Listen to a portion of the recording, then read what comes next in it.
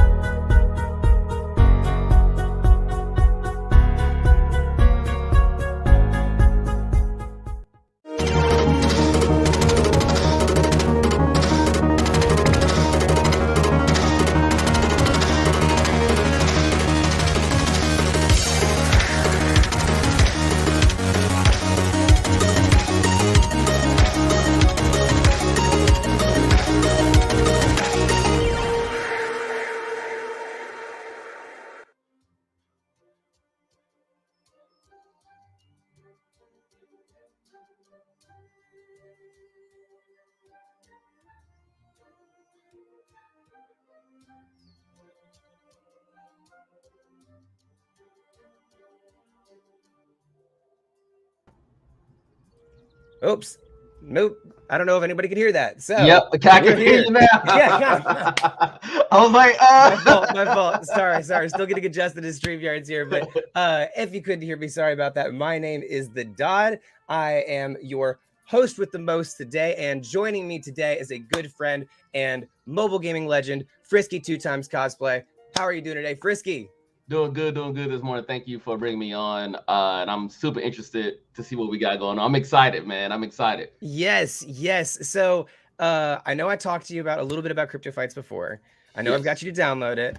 Right, right. But how much do you know about Cryptofights starting off from the bat? Like just to see where we're at here. Just from the get-go, I know there's slight D&D elements. It seems like a turn-based, create your character, you go on these adventures, you can fight. I'm guessing there's an adventure mode, but then you can fight actual PvP elements to it. And then the currency, cryptocurrency comes in to play somewhere in between all that. So just those factors alone, you get to select your race and things like that. So it seems fun. Yeah, you certainly got a lot of the general idea. So basically, we are one of the first pay to earn games out there. There's a couple out there, but we're really trying to make something new and different, bringing in a lot of different D&D elements and really creating a game that really feels like a game that you'd actually play. Yeah. So yeah, we're gonna walk today through some of the basic stuff. I'm super excited to kind of gonna work you through some of the basics, but I just wanted, before we get started here, what are your thoughts on blockchain gaming in general? I know you're a huge mobile gamer, and you're big in the mobile gaming space, and I know that NFT and blockchain gaming are really trying to make these games very accessible and mobile friendly. What do you think about the possibility of blockchain technology coming into the gaming realm? I think honestly, with it being on the mobile, I think it is because that's something we all have. Everyone has a mobile phone, and as cliche as that is, everyone got a phone, you can play it. But it's true, and if people are interested in crypto but don't want to kind of just want to put their feet in the water, want to test it out, if there's a game that's interesting and compelling enough for them to play to where it's almost a passive earning, or it's almost like it's like they're making it as they go, and then if they want to dive deeper because they see, hey, this is money I can make, this is stuff I can actually use, and they can dive deeper into that element of it. So I think it's something that's coming now with the future. Is going to be part of the future of gaming. Cryptocurrency, we know it's here, we know it's here to stay. It's been here, it's been started since like 2011 2012 when Bitcoin was just a baby thing. So we know it's going to be sticking around. So I think that this is something that will better everyone, because like it gives everyone a even playing field, because we all got phones and we can all download it. yeah, and I think that you really find Cryptofights really fits that. I know that you actually have it and you're playing it on your Android, correct? Yes, correct. I'm playing it on my cell phone actually. So cool, very cool. I've been only playing this on the computer app, so it's gonna be interesting to see if there's any differences at all. But I've always felt like this game had a really good flow from a mobile standpoint, and so I wanted to see what your thoughts were on it as well. So I know we've talked a lot about Cryptofights, and I've really kind of warmed you up to the idea. What are you most curious about with Cryptofights coming up here? I gotta know. Honestly, I am curious about the character creation, customization elements of it, because those are things that gets people interested into the game, especially on the D&D side of things, where they can create their own characters, make them their own to an extent. That, and I'm interested in the actual effects of said skills, or once you in combat, how does it look and how does it play out? Does it feel engaging? Does it feel like if it's like fast paced, or if you can actually fasten the pace, or because some games have like you can go ×2 speed or whatever. So I'm interested to see how they tackle, as from a mobile gamer's aspect, I'm interested to see how they tackle the character building and creation and items and things like that, and also how they do the actual battling components, the PvP components and things of that nature.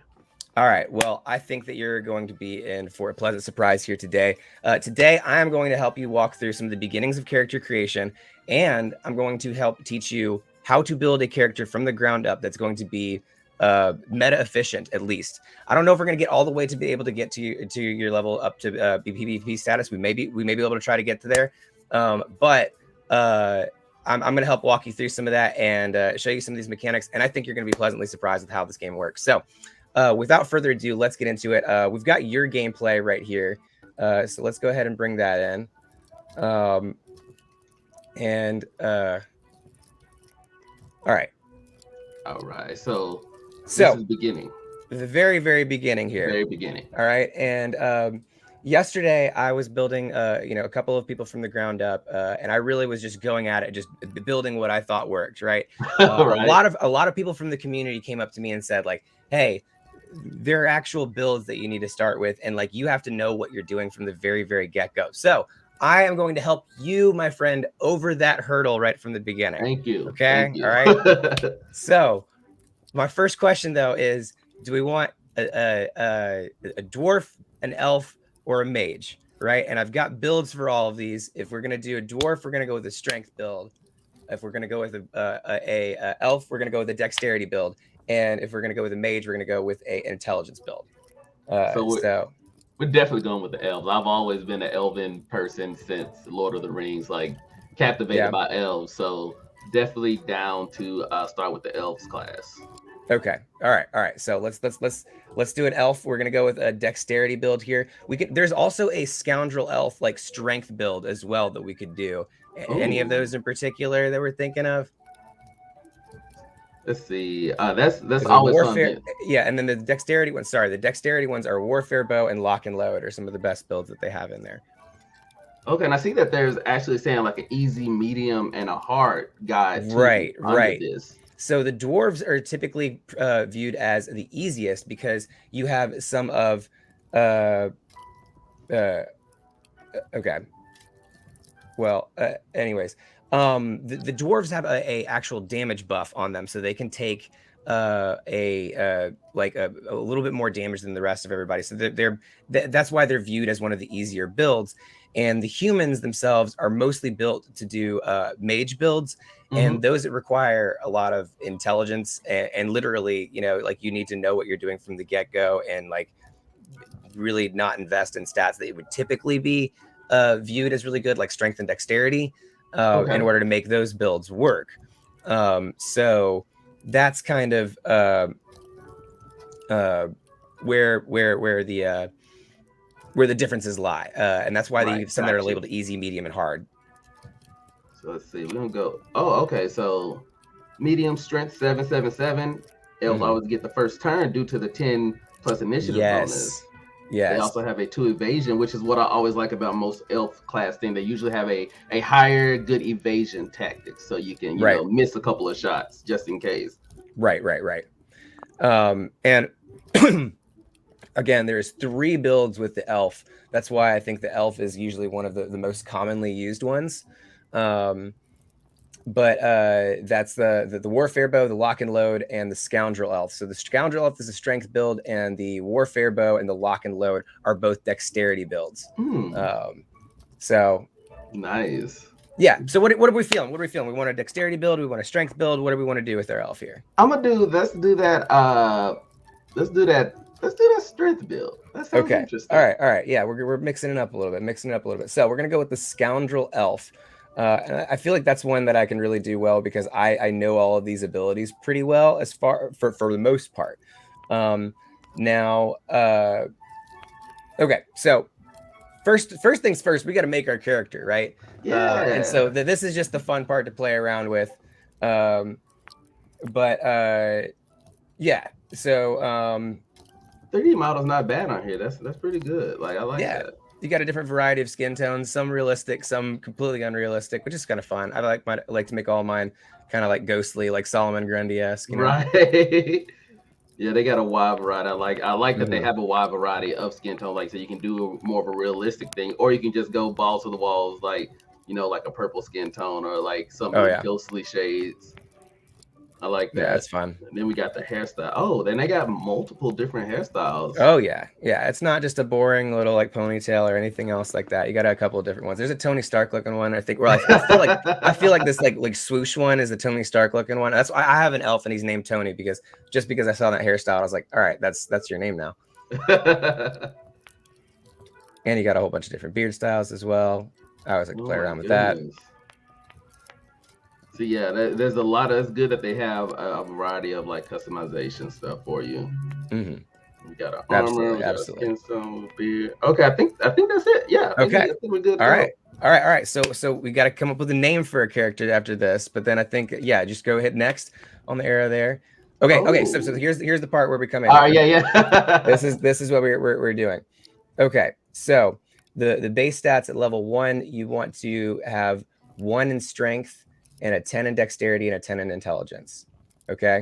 So you say 1 in strength? Sorry, 11 in strength. Oh, okay, 10 in strength, or 10 in dexterity, 10 in intelligence. My bad. 10 and 10. Okay, bet. All right.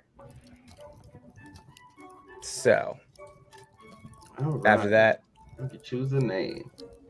Hopefully they let me choose Frisky. Some games don't like Frisky. For reasons. That's fair. That's fair. But luckily this game is good enough to know that, hey, this is the name. You can always create new fighters and try different. So you can always, no matter what, pretty much like a World of Warcraft style, like you can have multiple fighters under one account.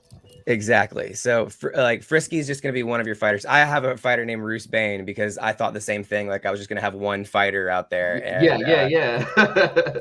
And so that ends up not being the case. But all right, so this is going to kind of walk you through the training and some of the basic fight mechanics. This is going to show you the meat of the game and, you know, how you battle, how you fight. Right. So and Braum the Brave is going to be leading the charge here for you. He's one of the kind of narrative characters throughout Cryptofights. Oh, gotta fight with my bare hands. All right, cool. I can do that. Yeah. So we're gonna go up against the dummy. Again, like I'm sure as we talked before, you're familiar with D&D. You're gonna roll a dice to hit at the beginning, and then you're gonna roll a dice to see what kind of damage you do. And it's all gonna be dependent on what weapon you have, what your stats are, what your dexterity is, what your strength is, blah blah blah blah blah blah blah. But anyways, you can go ahead and let Braum talk to you about it too. All right. To attack, you must score higher than the opponent's evasions first. Makes sense. All right. 15. Well, you don't have any. Your attack is determined by 1 point. Okay.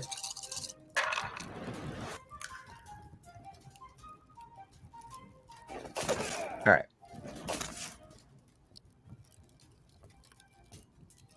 So then it's gonna let us roll again. Yes, you got less than dummy's evasion this time, so you missed. Oh no!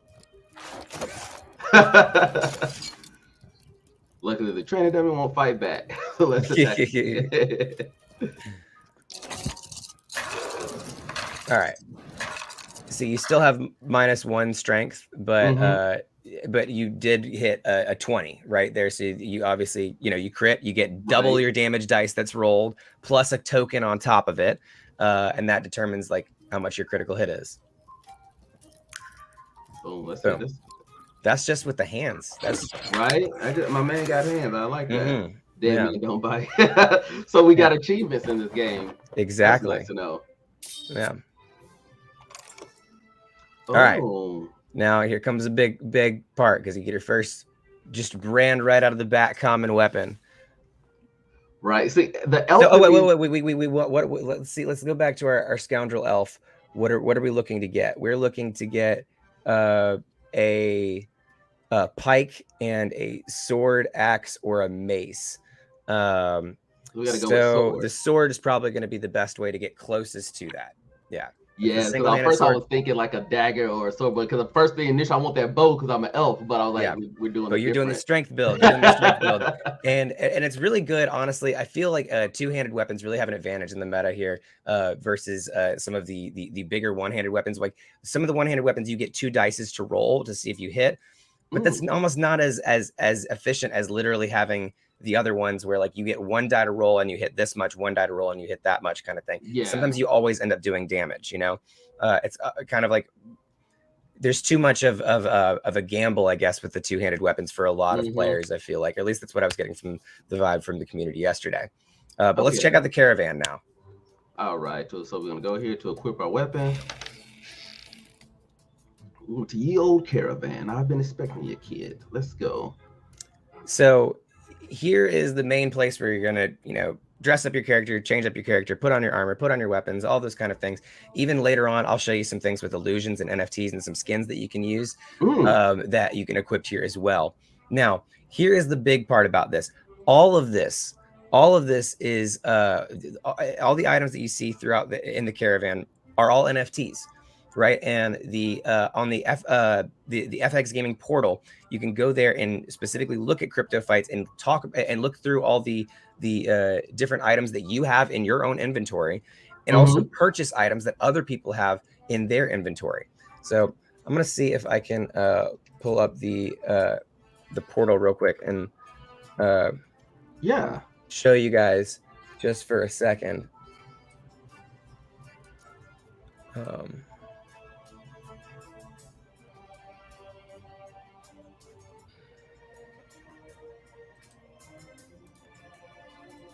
Let's see. Okay, so let's not do it there. But if we go here, all right. So really quickly, right now the dark one is the latest NFT skin. We'll talk about a little bit about these later. But if you want to go find stuff from Cryptofights, again, see here, a lot of these things, Club of Dexterity, you know, these are uncommon weapons and stuff like that. You can go through here and search for. But it got several different types. Some of the rarer weapons, like clubs, and let's see if we want a rare pike, right? That's one of the things that we want. One of the weapons. Right. So let's apply that and see if we can find it. Okay. So for some reason it's the filter is like one down, but I can still get it to work. Okay. So we found the pikes here. There we go. And these are some of the more rare items. So of course they cost a little bit more in game, but you can see that, you know, they have a range of different prices. These are all small NFTs, right? And I can go to, I believe my listed items or my NFT items. If I go in here, I believe I can see, here we go, my inventory. Let's see if it'll load up.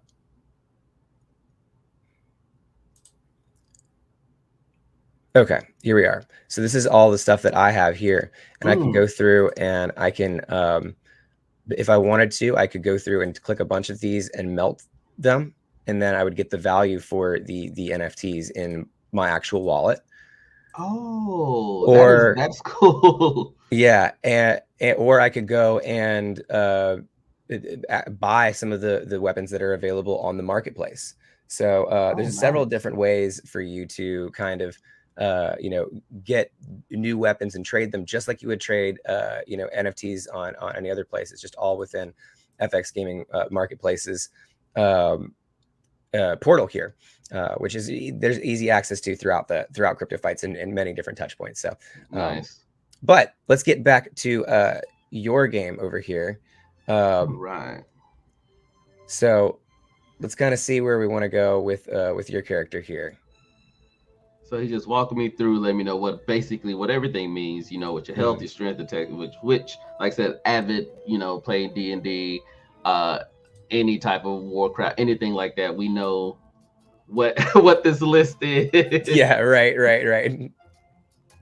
There's a lot of tons of D&D inspiration. I think that I think any D&D nerd can appreciate that a little bit. But it's good that they actually break it down too. So because if you're new to the game, if you're more on the NFT side of things, you just want to go collect, you know, build your wallet up, build your portfolio up, and you don't know about this, it breaks it down what the game is, you know, which is really nice too, because everybody don't know. Right. So we got your practice short sword. All right, we're gonna equip it. And it actually shows equip. That's nice. And that's in your main hand. Now, once we get you a pike, we're gonna put that in your offhand. But we got to train up first. And we got to do some battles, and we got to go into the dungeons. Ooh. Yeah, I think that they might have to go to the skill tree first. Oh no, you've got to battle the bandit first. So Aurora the Fierce is here to show you how to fight, because you know we need even more training, even more training, even more character depth. So let's go for it. So yeah, let's see how you get it from here. I think this is pretty self-explanatory. You know, so you see if we can beat the bandit. Nice. That's high for now. Okay. Yeah, so a lot of the evasion builds have a lot of like hide techniques that are built in with it. So hide is a very a big piece of the game, and it's going to play into it's going to come into factor later with some of the builds that we're talking about.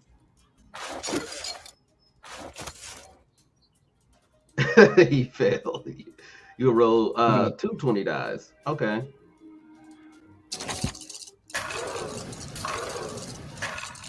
Ooh, nice. Nice. Okay, cool. I like these effects. It's not too bad, not too shabby at all. Right, like just right. like the visual effects of it. It looks really good. All right, so focus increases his intelligence, which means that he can probably find you next turn because his intelligence is super boosted. And all he has to do to find you is roll an intelligence roll higher than, I believe, your intelligence roll, or your base intelligence, which I think is just 10 at this point. So you're definitely going to want to attack here. Yeah, I think that's what it's telling you to do anyways. Boom, boom. So that's enough to kill. Done deal. Yeah, done deal. Sir. Done deal. You won your first battle with that. Wasn't a done. Thank you. I appreciate that, Aurora. Right. When you get enough XP to level up, you get to increase your abilities. Your evasion or your intelligence mod plus 10, whichever is lower. Okay, so the build we're going with, Don Mexico. That's just to show what I'm talking about here. Don Mexico was over here helping me yesterday with some of my builds. Nice. So we're trying to go for a scoundrel elf build, and yeah, we have our base stat set. Everything is at 10, but our strength is at 11. And I believe from here on out, it's everything we dump is in strength to get a 15 in strength from this kind of build. So this is going through your skill tree stuff. So it's a pretty basic skill tree stuff. You're going to, elf scoundrel. So more of a power build, but for elves.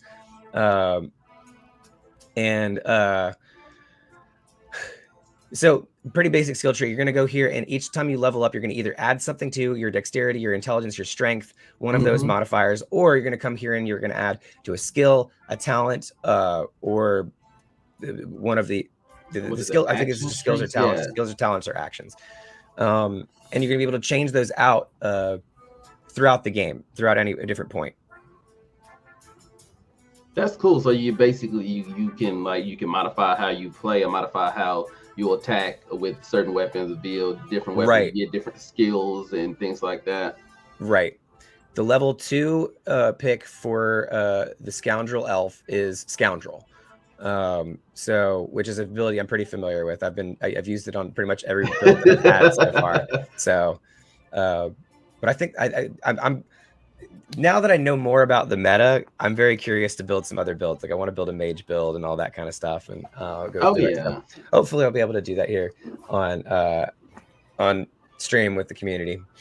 But yeah, so let's go back to the dungeon. We need to do some more grinding. We haven't even gotten into the first dungeon realms yet here. So let's do that. Okay, so we got to go to tier 1. Now, you were talking earlier. Now you kind of have go to the Enchanted Forest. That's the one you have to go to. And then you go to the first one there. Enter. Now, this is going to be very basic stuff here. But you were talking earlier about a kind of like kind of ×3 speed kind of thing to be able to go through some of this stuff a little bit faster. Now that you understand some of the mechanics, I'm going to show you where that is. So if you look first off, it's your turn. So you got to figure out what you want to do off the bat. So we go with attack. Oh, I love that. Okay. It's time too. That is great. Right. It's like it puts that pressure on you. So you can also click auto in the corner here, which will automatically select for each time your turn comes up, what you want to do. So if you're trying to, spam a move, or if you have your strategies to kind of do that.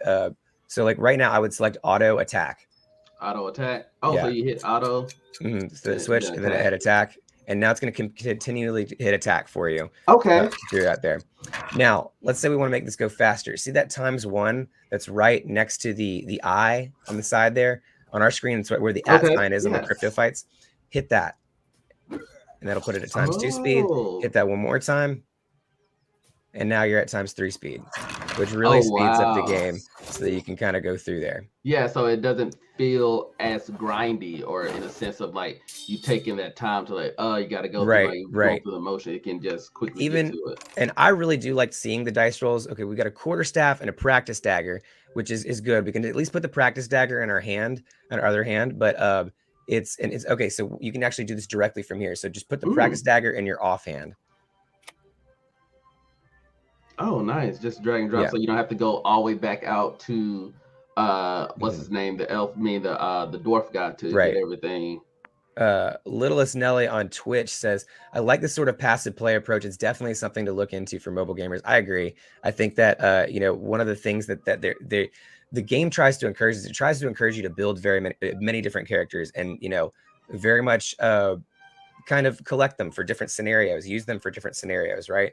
And so that's why this first dungeon is really important to kind of build where your character starts from. But there's a couple tips and tricks that I want to teach you as well that might help you have a little bit better time than I've had in PvP so far. So let's get back to the Enchanted Forest. And yeah, you're still at level 1 until you grind past level 1, which I don't think it takes too many wins to get past here. But now you've got 2 weapons, so you're going to be rolling twice, and you can do a little more damage. So there's that. Oh yeah, it's on at work and check in. And yeah, so that's a good thing. Some like certain games where if you want to be passive about it in that sense, it is good that you can just do that. You can just set it aside and do what you need to do. Like I said, if I'm doing something, if I am at work, or if I'm doing something like that, you hit that auto hit play, then you go over here, do what you need to do, type it on your computer, playing your game, doing whatever, and it's still playing for you and grinding for you. So you can kind of be multitasking. People with like almost like that sense of, not say ADHD, but if you're doing multiple things and you like multiple, stimuli coming at you, you can do this, go back to do something else, and come back to this, and you're like, oh, it's done. I can move on to the next thing. Right. There's a lot of kind of like autopilot modes that you can put on here, and it's not like a game that necessarily like you're gonna have to sit there and just like I was watching you play League yesterday, right? You're not going to be able to sit down and autoplay anything. Right? You got to run lanes. You got to do what you're doing right there. You got to be completely activated the entire time. And with this, there's a lot of it that is more or less like you are kind of like running through a jungle or running through a dungeon and going through some of these motions a little bit repetitive. But again, you're mining for NFTs right here. These are small NFTs worth cents. But you can smelt them down for bigger value. And luckily, big announcement actually. Recently the PvP entry fees have actually been reduced a lot. So we'll talk a little bit about that when we move into the PvP section. But I want to get you grinded through some of this jungle or this dungeon a little bit more.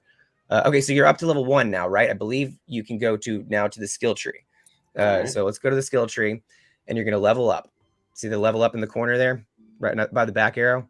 Oh, by the back arrow. Yeah, level up. There we go. Right. There we go. Oh. Nice. Yes. Time Mexico, they nuked the entry fees. Yes, we'll talk about it. If you see the stream yesterday, you'll see the prices and you'll see the difference. And they really did. And it's due to a lot of different factors. Like there was a lot of people in the community that were talking about these entry fees, and they mentioned it to management. And within a day, they were like, we dropped it. We had to listen to where the community is coming from. So that's really good. Really good that they listen to their community, because our community we understand they need to make money, but they need to understand that it's our money. Right.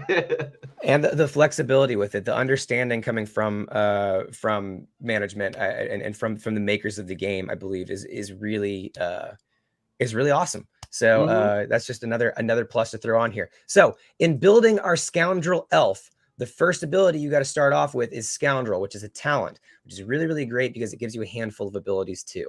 Okay, so let's go down to the bottom. See that big hood right there? Yeah, the little green hood. Hit that. That's the one. And then we want to unlock that. Okay. Nice. So now you just unlocked Shadowy as an ability. Okay, let's go to the caravan. Okay. Ooh. So for your build, you really don't need focus, right? So we're going to first off, let's go replace focus.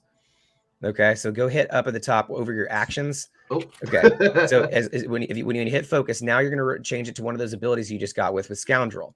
Okay. I would recommend here, Dirty Fighting is one of my favorites.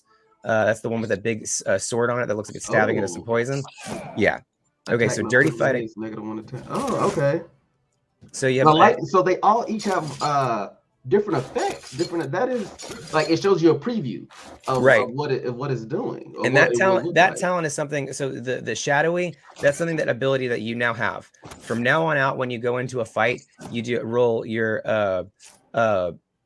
roll for initiative, right? So you goes first, and then as soon as an initiative is rolled, regardless of who gets initiative, right? Even if the other person gets it, you roll to see if you start the match hidden. And so it's a big advantage, and that's why you want to start off with it first. Dirty fighting is what I would replace focus with, and then you have another additional slot, right, that you can still use. You can bring 4 abilities. So for that 4th ability, we're going to put sneak attack in there. Okay. Yeah, I was looking at that. I was like, I like how that looks. That looks really nice. Right. So I have even run builds where that didn't really work that well. I was trying to build one that was just like this, except I took out attack and I put a healing move in so that I could heal in the middle of the fight. Oh, I thought that was smart. Cool. Yeah. Sounds smart, not meta. Doesn't work. So we're gonna build something different. Okay. There's reasons for it. There's big reasons for it. Littlest Nelly on Twitch. I had a weird feeling on the skill tree at first, but after a few episodes of watching Arcane, now I'm like, ooh, it's like the magic skill spider webs. Exactly. Yeah, there you go. There you go. Bring Arcane into it for sure. All right, go. So let's go back to the dungeon and test out some of these new abilities.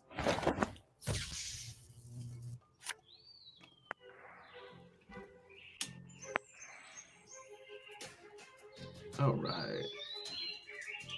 I like just the graphical effects of this. Just looks pretty. It looks really decent. Like the way that they're moving in and out of screens and stuff like that. I feel it's very flowy. Yeah, that has a good feel, especially for the kind of aesthetic that we're going for here. It feels very D&D. Yeah, and I like that. It has idle animation. Like I saw him just do his twirl his weapons around while you wait. So it's just not on a static screen or anything like that. I will say my favorite idle animations are the frustrated idle animations at 3 times speed, right? It's like, yeah, right. It's like, oh man, he's mad about that one.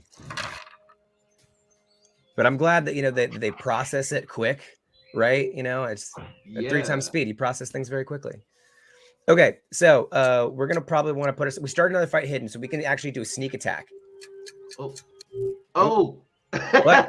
If you're too slow, turn gets skipped. At least you know that. At least they see that if you're not quick enough, that will happen. Right. If you're not quick. Oh, that was just mean. That was just mean. Wrecked, yo. Just absolutely wrecked. He was just like, not today. Oh, he found you and shot you with a crit hit and just out. Crit, Jesus. Oh man, that's rough. Those nose aren't playing. Okay, so I was not expecting a crit on the first get-go to kill me. Hey, look, it happens to everyone. Don Mexico, it's happened to him. All right. So it's happened before. Quarleen Hinzel, damn. Yeah, that was just crazy. That is funny. It's rare, but okay. So this next fight though, we're gonna go in and we're gonna auto that we're gonna sneak attack if we start off hidden. If not, let's just go into dirty fighting, okay? No need for critical hits when you got 2 weapons that you're getting extra damage on anyways. Right. All right, 17, you're probably going to go be hidden.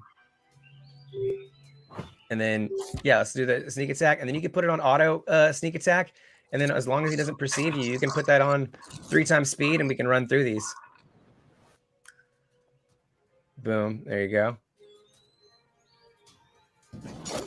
Yeah, auto, and then just hit sneak attack. Yeah, sneak attack. Auto, sneak attack. And we can put it on times 3. Oh, and I like how he dodges out. Okay, so now you want to change. You want to change though. You want to change because you're no longer hidden. You can't use sneak attack when you're not hidden. So that makes sense. You want to do okay, that's just your regular attack. Yeah, that works too. Then dirty fighting is the other one that you can pick. Yeah. Okay, so you had enough already with one hand just to take him out. Yeah. Yeah, you watching that low battery? Yeah, I saw it. I was like, Cryptofights is like, I'm watching that low battery. So low. A lot of night. Thank you for showing up too. But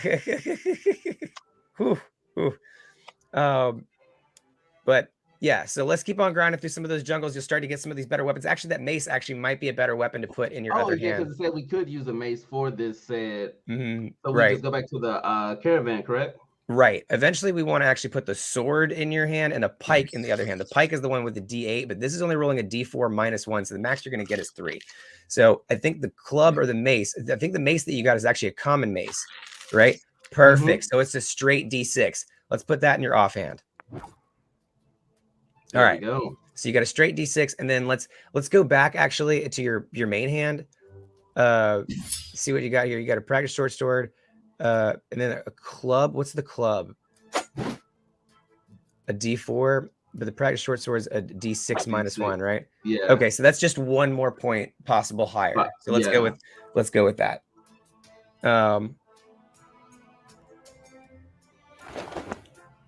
Yeah. All right.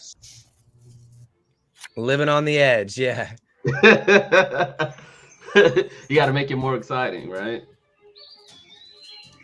Do you have a charger?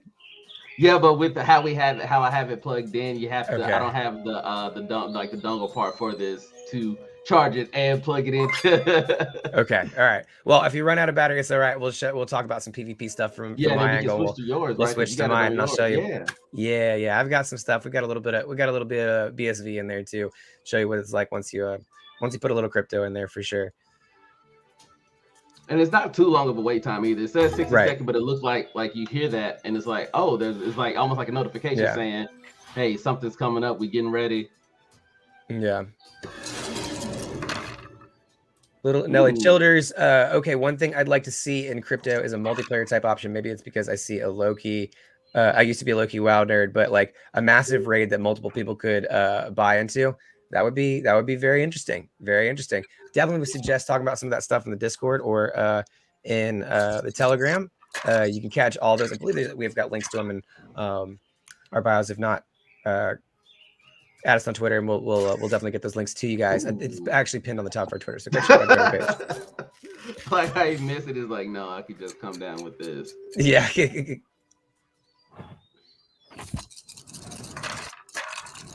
Usually what I do is with this kind of build that I've kind of started going on before is like, if I start the match off hidden, great, I'm sneak attacking. If not, then I'm doing exactly what you're doing and just doing some dirty fighting. And then I just put it on auto dirty fight.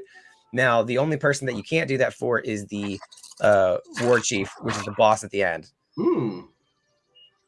Because he has a move called Taunt, and that prevents you from using all of your dexterity-based moves. You can only use your just regular attack. Oh, wow. Okay. Yeah. It's a bit of a challenge there. Anyways, there's practice bow. We don't need that right now. That's not the build we're going for. We're just still looking for that pike. So let's go back to the map, and we're already at above level 2 now, so we can go back to the skill tree, I think, and get us up a level.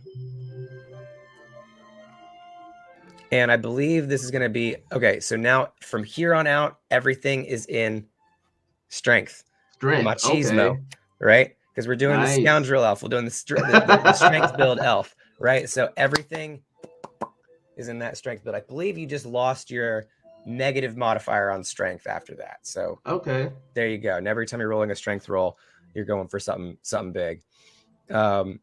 Nothing else here though, since like for this level, all you're doing is just adding to your either strength, dexterity, or intelligence. So yeah. Gotcha. Now we can go to the Enchanted Forest, and now we got another enemy unlocked, which is, I believe this is the croissant. Ooh, I like to call him the croissant. Yeah, croissant sounds delicious. He's not delicious. He's got a very high evasion, and he's very ugly looking. But he's supposed to be like an ugly creature, ugly swamp monster. I mean, some people may say he's cute. I mean, beauty is in the eye of the beholder, and there could be some croissants out there that are like, hey, that's a beautiful croissant. Okay, see, someone else backs me up.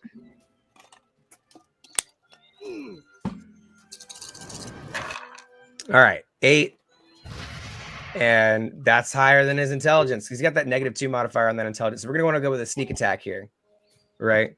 Yes.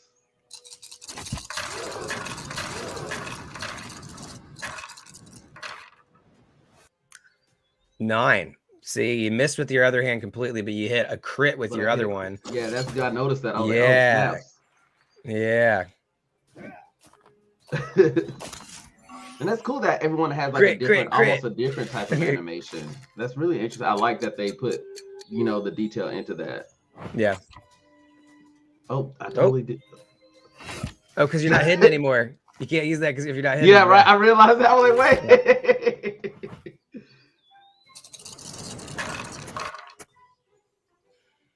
Yeah. Crit. All the Cryptofights accounts at once. Just crit. I love to see it.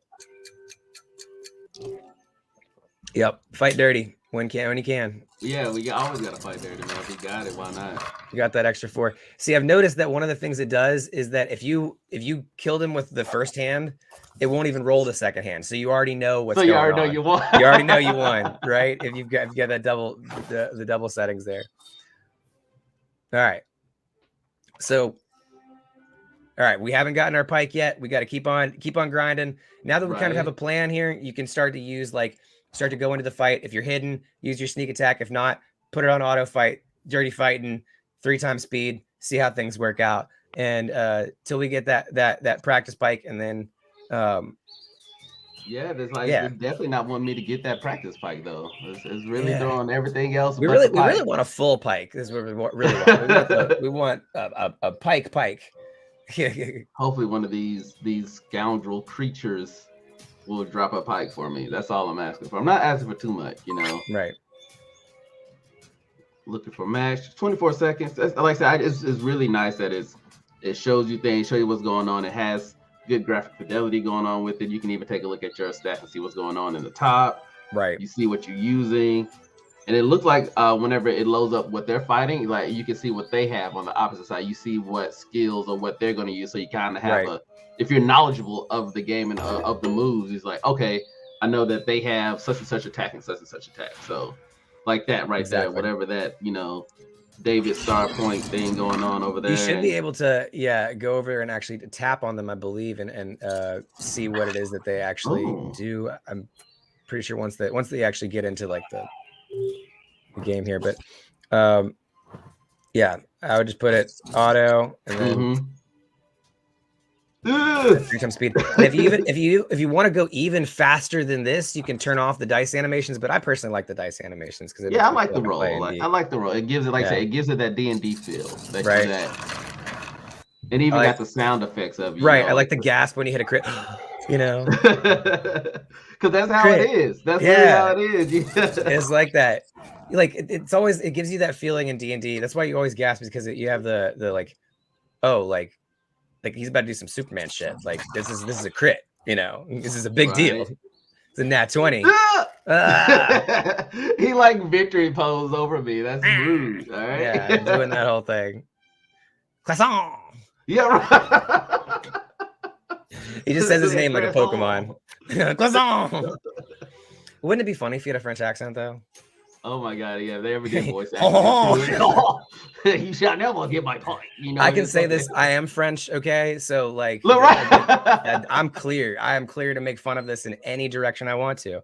Yeah, I like that. Lana Knight just said it's such a good, satisfying noise. It sounds like, you know, it's banking off. You know, all something wood and like you're on the desk or something. You hear it. And it's like, oh, are you shaking in the bowl? Like however you play. Like I've literally did all the things you could do with the dice when you roll it. Nelly and how you shake it. You're gonna start a girl squad crypto gaming team. That's awesome. Yeah. We want to see it. We want to see it. All right. So starting off, we can do that sneak attack. And the sneak attack still gives us a chance to crit too, which is really, really nice. Unlike the dirty fighting situation. Okay, boom. See, now you critted. Hit a 9 with one hand. Yeah. That's still gonna be a hefty chunk, like I said, just with one hand. Yeah. We missed with the other one, but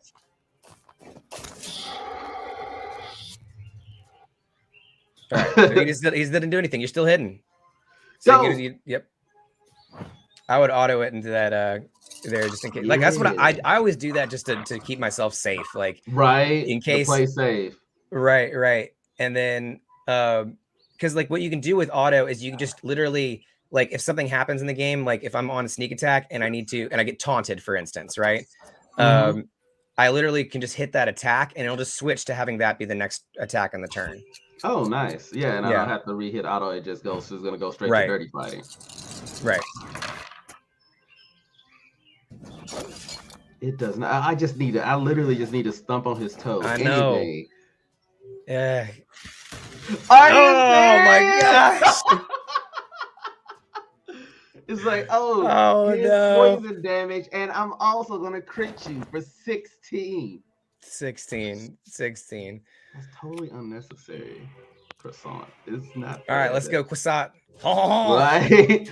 I hit this again. I'll message you again. Get out of my swamp. That's like, get out of my swamp. Like just striking me out. Like he does not want me here at all.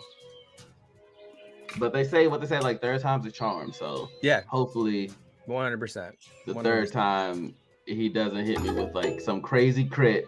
While also being that's poisoned. A great idea. Lana Knight in chat. They should have dice customization options like those fancy Etsy stores, but for NFTs. That would be very, very interesting to see. Oh yeah, definitely. Agree on that. Definitely. Okay, we're starting off hidden now. We're starting off hidden this time.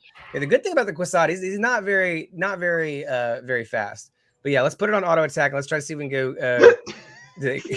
Kurab is over there just like increase game speed to 3 times. We want to see how you do fast. You gotta go fast.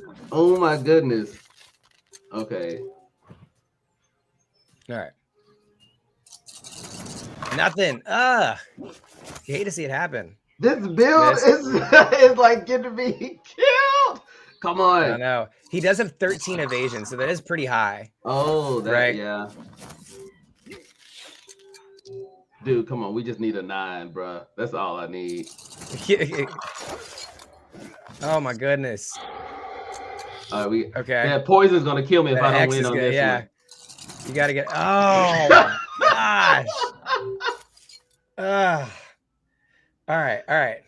We gotta. Okay, so here's another thing that we can do if stuff starts getting really challenging for us and we start not progressing. Okay, let's go back to the dungeon. All right, because we don't have anything to really change here. Right.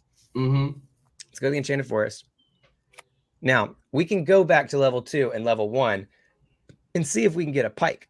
Right. We do not get any experience for doing a level lower than ours as it is right now, right? Yeah. So okay, but we can have the chance to go through and get some. Karam, who's a big player here, is suggesting try hiding more. So maybe instead of just going for what I was going with like if you don't get the hide, just go for dirty fighting. Maybe try to throw in some more hides in there. Yeah, that might help. Yeah, because those crits were nasty. Oh yeah, big time. I literally had just one hit on him, and it was like, nah, fam, evade, poison. Oh yeah, big time. Oh yeah, I've never had RNG good on my side. Like, it's always been. Yeah, the 13 evasion isn't that high, but we are going for a strength build for this elf, and we're just at an awkward stage. We're in our awkward teen years here, that's what we're really at. Yeah. Just so you know, the max level is 10. Oh, okay. So like this is not like building these characters. We're doing most of the building for your character actually right now. Nice. All right, 10. That's a good one, especially for the Knoll. Then with my offhand, just knock them out. There we go. SWAT has low intelligence, so you can hide easier. So that's probably what we need to do next time is just get more hide. Yeah, and just see if we can do that. 13, 3, 2. That's enough to kill. There you go. Let's see if we get a pike here. If we get a pike here, then we're gonna. Because the reason we want a pike in the other hand is we got to roll a D8 instead of a D6. So that gives us a possibility for 2 more additional hit points, and we can actually put the sword in our other hand, right? Since we're going for a strength build, that we might actually the practice battle axe. That's still a good one to have, but it's still a D6 that you're rolling. Yeah.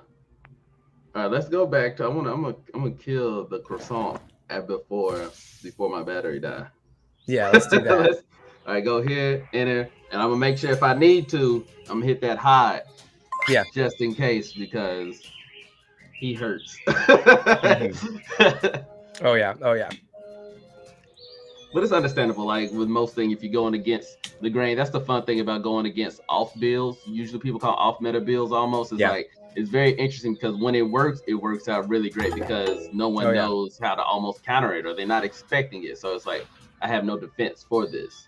Right. But it's like I said, that awkward stage of getting to where you need to be or getting what you need for that to work properly. Mm-hmm.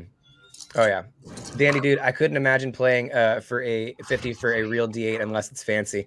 People do though. Okay, I've seen definitely people that pay a lot of money for fancy D8 die, but yeah. As far as so there, well, look at that, right there, one shot. See, it works out sometimes. There you go. Go beat up his friend and then come back and beat him he up. was like, not today. Do we get our pike? We got the gave me my pike. That's what I'm talking about. There we go. So let's go back to the caravan. And well, I mean, honestly, if you want to, you can just equip the pike because the offhand, I believe, that's a D6 too, right? Go to the offhand. Oh wait, no. Just put the practice pike in the main hand. And I think, okay, so drag the item. Oh yeah, we got to drag the item into it. There we go. Right. What's Frisky's username so I can send him gear? It is Frisky2times right up here at the top. Yep, Frisky2times. So I'm just gonna put that in chat for you guys.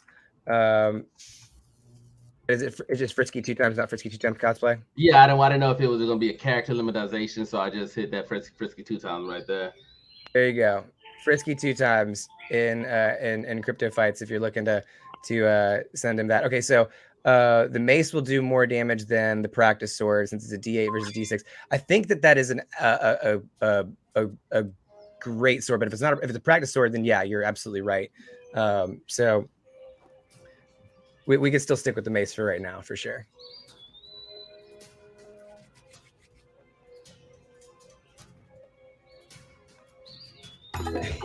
There we go, waiting for battle creation. Where do I get this game? You can download this game. Let me see if I can send you a link to it.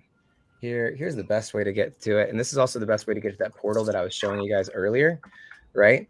Right here. That's going to give you your exe file and your APK file. So, let's see if this... that is a good here. So if you're looking for it right there, there's the link. Go check it out in chat. And yeah.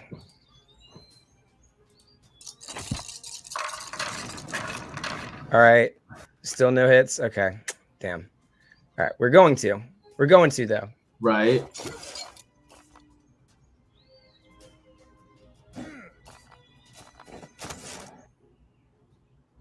Nelly Childers is pointing out something here. This community is so good. Y'all just give out competitive tips and send gear. It's really nice. Yeah, we do appreciate it. We'll see if that ends up working out. I didn't know we could start playing right now. I thought I was in beta. I'm so in. Yeah, Lana, come check it out. Go check out the link in whatever chat you're in right now. We're live on Twitch, Twitter, Facebook, and YouTube. So we're alive all over the place. So yeah, come check it out. Check out the beta. We're gonna have some fun. All right, we got a 20 there, so we're getting something. 10 damage. Okay, that's a majority of the croissant. Quasset. I know I'm definitely mispronouncing it. Someone's gonna be like, "Is so like." Someone's gonna come to me after the stream and be like, "Hey, like, great stream today. It's quite fit. There's gonna be something weird. You need to learn how to pronounce the monsters' names." And I'll be like, "Oh, I'm a croissant." No, you can't. No, I won't. But there you go. I think did both of them hit? Yeah, this both should kill of them him. Hit. Yep. Boom! There you go. All right, let's see if I know we got what 8% of battery left here. let's run this thing to the ground, but let's try to see if we can get some like 3 times speed stuff, so we can see if we can get to some of these higher levels, especially with the pike. Now we got this. You got one more croissant to beat, and then you're at level 4, and we can start to start building the scoundrel off a little bit more for you, because then you have your next ability that you need to pick, which is really going to help you out a lot since we're doing a dual wield build. You're going to do ambidextrous. Oh, nice. I definitely forgot about that 3 times speed because I was just like watching. I was just like looking at it, like, yeah, this because I'm not doing nothing else, so I can rock it at 1 time speed. I was just like, oh. Then I look at my, my 8%. Jesus, I swear I thought I had it plugged in last night. It's all good. I got so much more to show you after this, anyways. So there's going to be plenty. We're gonna go through some PvP stuff. I may even have to do a character build like you're doing right now, and do it because like I don't know if any of my guys are really ready for this meta. And now that I have some advice from this awesome community out there on Telegram and Discord, I have some builds that I can actually start over and try again. I think I'm gonna go for the complicated one. I'm gonna do a mage. Ooh, a mage. Yeah. Oh, there. Ooh, okay. So we're still going for the regular attack, or the we switched over to the dirty fighting 2. Ooh, we're close. Good. Okay, missed. All right, I think this is the better play still here. Oh, okay. Well, we'll hide. We'll hide if we don't. If we make it past the next turn, we might as well. Oh, there you go. There we go. Just like that.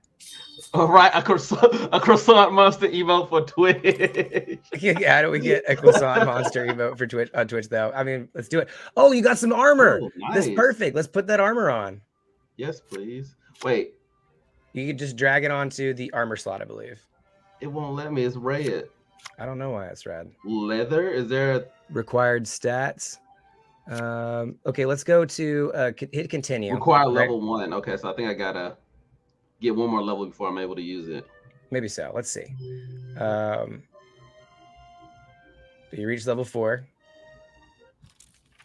And so our next ability that we want to get for you is ambidextrous. Okay, it should have like a little hand doing like this thing. It should be right. Yeah, I see it. This one? Wait, no, that's unarmed. It's got a little hand that's doing this thing. It's got ambidextrous. Okay, +2 to hit when you're dual wielding. Let's add that +2. Nice. Yeah. You can't equip it yet because of dexterity requirements. You have a dex 10. You need a dex 11. Oh, okay. So that's Don Mexico coming in here because of that. You need 11.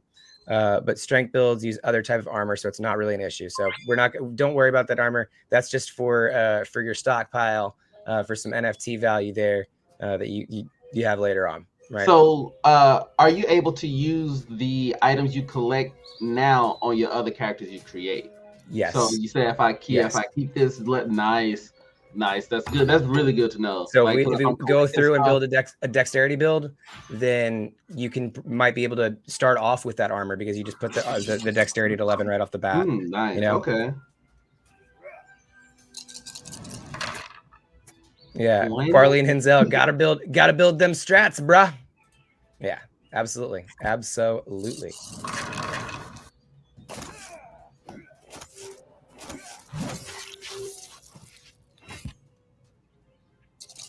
All right. Oh, nice. The ogre also has a -3 intelligence, so hiding here might be a good idea too.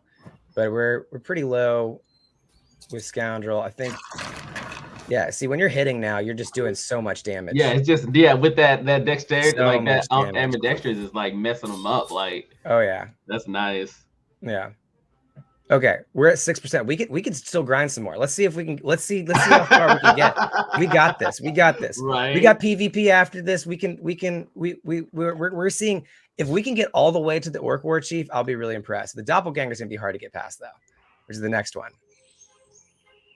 So.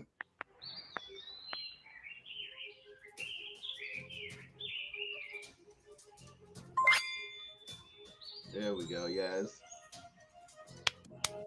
Oh, 5%. I like the 86. So is it global servers or are they yes, okay, they are global servers from my knowledge. If anybody else knows better, correct me on that. But I do, especially with the prices being reduced for entry. We'll be talking about this a little bit later. So what happens is the dungeons here that you're going through right now are a way to grind, get NFTs, get new weapons, get new armor, try out new builds, make new builds, all of that good stuff, right? But the core gameplay comes from the PvP, in which you invest a small amount of BSV, usually somewhere between 3 cents, I believe somewhere between 3 cents and 11 cents max, right? For each fight. And the takeaway for them, I believe, is I think at the lower tiers, it's like 90%. The winner takes away 90% of the pot. So you can make a little bit off of each match that you end up playing. And that's the real kind of build to it. One global server based in North America from Don, Mexico. Okay, so Kuram, I sent him a pike of strength, a short sword of strength, mail armor of strength, and dexterity, and an eye patch of strength and dexterity. So let's go check out your caravan and see what you got. I bet. That is basically your end game set right there. That is nice. Okay, so let's go to the caravan. Is your guy already wearing stuff? Oh, I put the hood on him because I just got a hood. Oh, nice. There you go. There you go. Okay, so let's go to your main hand. Okay. And let's see. You may have to go out and go back in to get the club mace. Go to your rarity and see. Rarity? Yeah, go to rarity. See what you have. The options you have there. Or common. Okay, so go back. All right. So actually, while you still have 4% left, can you think you can try to go out and come back in? Because I think that's going to be the best way to refresh it. Yeah, here we can go to this screen for a second here while you get that going. But thoughts so far? I mean, like it's pretty good. I can literally see, especially if I have log out and log back in. Yeah, Kuram's saying you need to log out and log back in. Yeah, if I got time, like especially if I got like an hour or so to spare, or like 30 minutes, it's easily, like I said, you can just get lost into it, just like boom, because it's engaging. It has good graphics, right? The spells, and then like I said, you can get into, especially because like I said, there's the dexterity stuff. There's the different options you can build. And then, like I said, like with everybody been saying, you know, if you're going to go for the PvP aspects of things, you can really just go in for it. And that just makes it all more fun to me. Like the fact that you can really like get into the meat and juice of like your dexterity builds and this, that, and other. If you want to create a different character, if you want to do, let's see how, you know, if I were to do this, but with the archer build, or if I want to run the elf or a dwarf or whatever. That's awesome that it gives you that opportunity where you don't have to create a whole new account for a new character. That's probably one of the coolest things about it, that it allows you to do that. You logged back in now? Yeah. It's loading up. We got 2%. All right, so we go to the caravan. Let's see what we can do here. All right, so now you're gonna get that pike of strength. Yeah, put that in your main hand and equip that. Let's go to your offhand and a fine short sword of strength. There you go, right there. Equip that. Get your armor. Mail leather armor. You might still need to be required. I think I got it. Yeah. So you got to move up a little bit for that. And then, I think that should be eye patch. Yeah, because I think everything else I gotta get a higher level for. Yeah. Okay, so you got your silk hood. Let's go to see if we can get some. Then play the pros and PvP to test your build. Yeah. That's what we want. We want to try to do. I don't know if we're gonna have enough battery to do it, but we'll see. 1%. You think you can put it on the charger while we go through some? Yeah, there we go. Yeah, I can definitely put it on the charger while we go check yours out. Yes. All right. So let's go through. So some of the things that I did want to show you now that you got a chance to kind of like play a little bit of the gameplay. Yeah. Let's go through and pull up my game. We're going to add this to the stream here. And okay, so and this is from the actual PC side, so everyone knows, like, can see the difference, can judge it visually, how it looks differently from the PC to from the mobile, things like that. So that's good to know. So I have a couple of fighters here. Okay, they all have really weird skins on them because I have these illusions, right? Okay, so let's unequip this for a second, okay? Because I want to go through and talk about these here in a second. So this is my elf build right now, and I think that this one actually. Okay, so what I'm trying to do with this guy is, and this is another meta part. When you get to the war chief in this last dungeon here, I want to actually keep a not level up past level 7. Okay. And here's the reason why. In order to, you could have one at level 7 if you'd like to, just to try out the PvP. Level 7 does unlock the PvP. There is no dungeon that you can do at level 7, like level 7, like you can do for the War Chief, or like at level 4, like you're on the Orc and stuff like that, where you can get XP and rewards for it, right? Okay. So if you stay at level 6, you can still spam over the War Chief over and over again until you actually get to level 7. I think you need about 10k XP to do so. And that allows you to open up the other dungeon level, and you can basically max out your character before ever taking it to PvP, which is probably the best way to do things. We're going to go for dirty fighting here, because he's got. I don't think we're going to get anything past the. Okay, we missed with both, but see, I'm doing the same kind of build here. I didn't invest my stats like... the way that I should have, but it's essentially the same build here that Tony's got. Okay, so right now I'm hitting on with 4 and 9, so I'm going to get for 13. It's not too bad. Oh yeah. And he might taunt me here after seeing that. Okay, so he got the curse on me, and there's the taunt. Okay, so this is basically the boss at the end of the dungeon. There's the doppelganger in between. I could also show you that. But this is, again, a very similar build. I need to do this at 3 times speed so that we can get through some of these. Trying to get all that loot. I don't always win against the War Chief with this build. Like that's the thing, and I can't. It's not exactly the easiest to spam, but I got one more turn of okay. One more turn. Let me hit him. Hit him. 17-3. That's not enough, because he's going to make these big hits that take like 20% damage. Oh god. Power attacks. Yeah. Okay. Boom. That's enough. Okay. Cool. All right, so there we go. That's the War Chief. I should have gotten enough experience. All right, so I do not want to level up here. This is not a character that I need to take into PvP yet. I want this character to help me go through the dungeons a little bit. Let's see here. What's Karam saying? Or you can let someone you know you want to level up, and then they will join you in PV2 to level up to level 8. That is a thing. Okay. So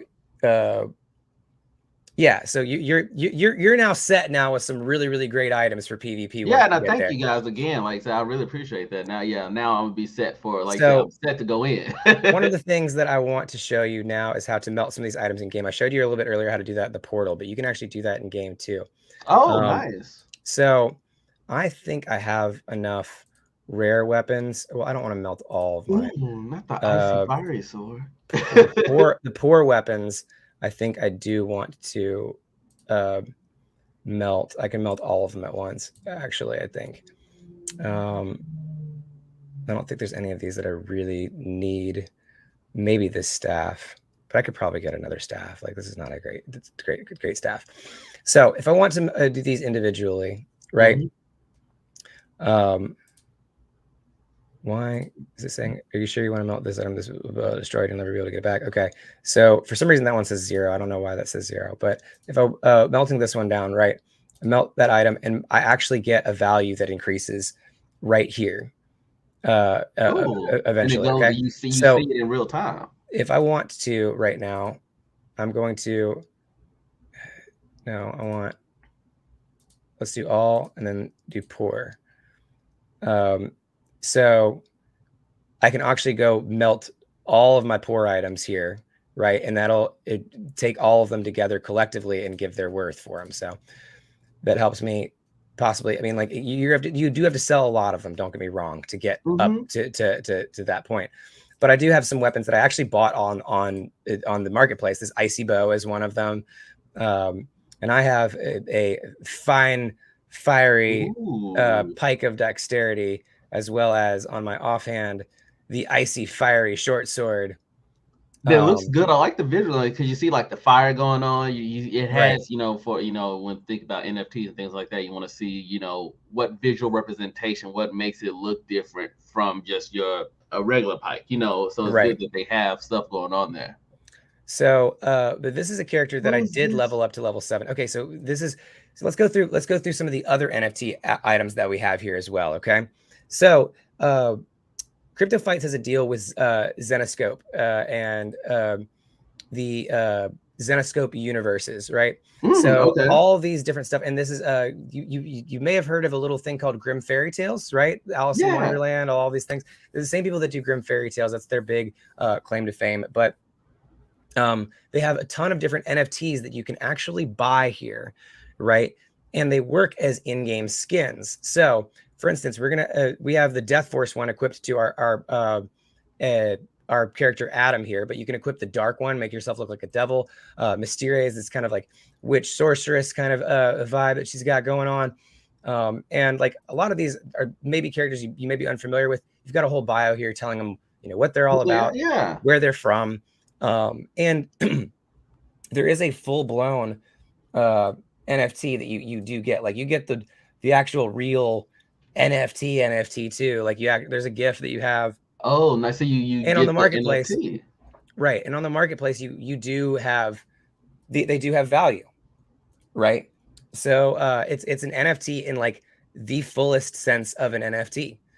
But let's go with, we're doing a dual wield build. Let's go with Masumi here as our build for Fighter Adam. And we're gonna equip that fine Pike of Dexterity. I don't know why I didn't equip it. Okay, there it goes. Equips. And then here we go with the Ice Fiery Short Sword. Let's see, is there armor? Plate armor requires 15 strength, so that's just not going to be for us. We're going to do this leather armor. And with this build, what is it that we're going with here? We got a +1 in dexterity. This is a really weird one because it's a human that I did, and humans are really best to do mage builds for intelligence, and I did not do that. So do we have anything here that's going to really help us? Silver Circlet, that does nothing. That gives us a little bit of damage resistance. We'll just keep that. I think this is our best build. But we got Masumi here, and we're going to go and try out a battle arena. Okay, so we have the $3 entry fee for the first arena. Now this has been reduced to a 6-cent entry fee. Sorry, not $3. Yeah, 3 cents. Yeah, 3 cents, right? 3 cents. My bad. A 6-cent entry fee, right? And then the Arena 3 is reduced down to 12, so drastically before, and you get a lot more rewards for this as well. What were they before?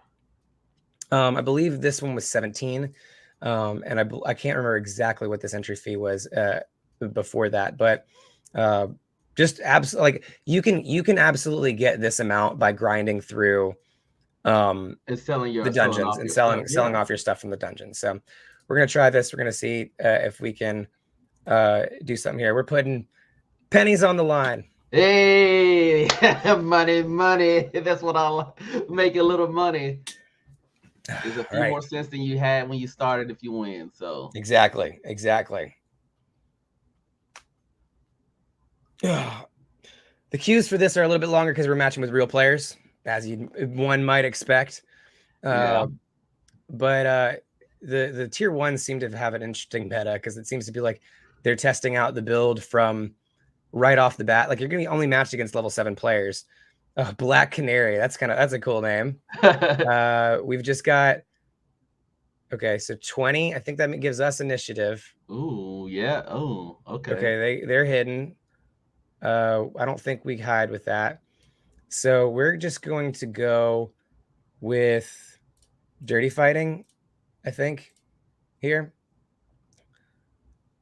Nothing. Okay, we don't get the intelligence modifier that we wanted, or don't get the intelligence roll that we want. They're going to go for a sneak attack. Ooh. Yep. Let's see. We're still trying for dirty fighting. 20. I'm seeing you. There you go. I'm seeing you. 5-1, 16. There we go. Back in the game, right? Back in the game. Oh, okay. Ooh. Okay. It might be a time to hide, but oh no, we go for it anyway. 7. All right, please miss. Ooh. That's gonna be 17 evasion. That's a really hard. I need to see if I can hide. Yeah, we get it. We get a miss here. Okay, 12. That's enough to keep us hidden. Now we can do some sneak attacks. Okay. Dirty fighting from Black Canary over here. 18, 12. Oh, we got one-handed. You see that we got only one hand there? You know what that means. There we go. There we go. Now we're doing something. That's what I'm talking about. Trying to do this in between work calls, but I'm going to go with an elf build first. Nice. Here, I'm going to send you a website here that you guys should check out. It's called Cryptofights Club. This is going to be your best bet for all kinds of meta builds in this game. That has your guides. If you're trying to look for your dexterity builds, if you're trying to look for what you're trying to build with your next elf out there. We only got a practice club out of that. Come on, that was a real opponent, right? That was a real yeah. But yeah, let's continue our luck here in PvP, man. Let's see what we can get here, especially while we got that phone on the charger. Right. Oh, right. Ding ding. I got you. Thanks, man. I appreciate it. Oh, okay. There we go. Gotta go. I didn't realize we got to go off screen to do that real quick. But anyways, let's see how we do in the arena.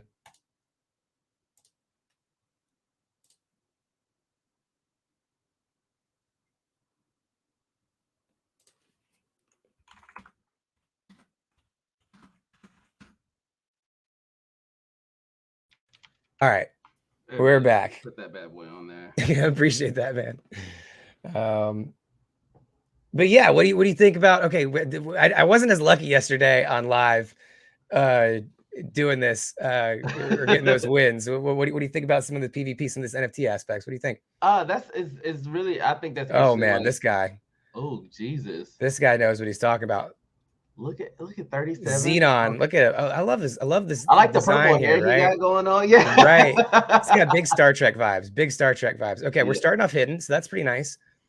Uh-oh. Xenon is done, make. Oh man. Zeta is me meta. Okay. Oh, okay. That is Don Mexico. Let's see what we get here.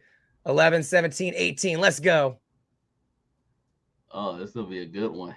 All right. Can I stay hidden? Oh, we got a perception fail. Let's go for another sneak attack. 23. Oh, we crit. 17. Ooh. Oh, 29. Ooh. Oh, there we go. Damn. Wow. Thank you, Don Mexico. That was incredible. Look, right. That was incredible. That was a super crit there. Look at that. Wow. That was crazy. 29. Insane. Jesus.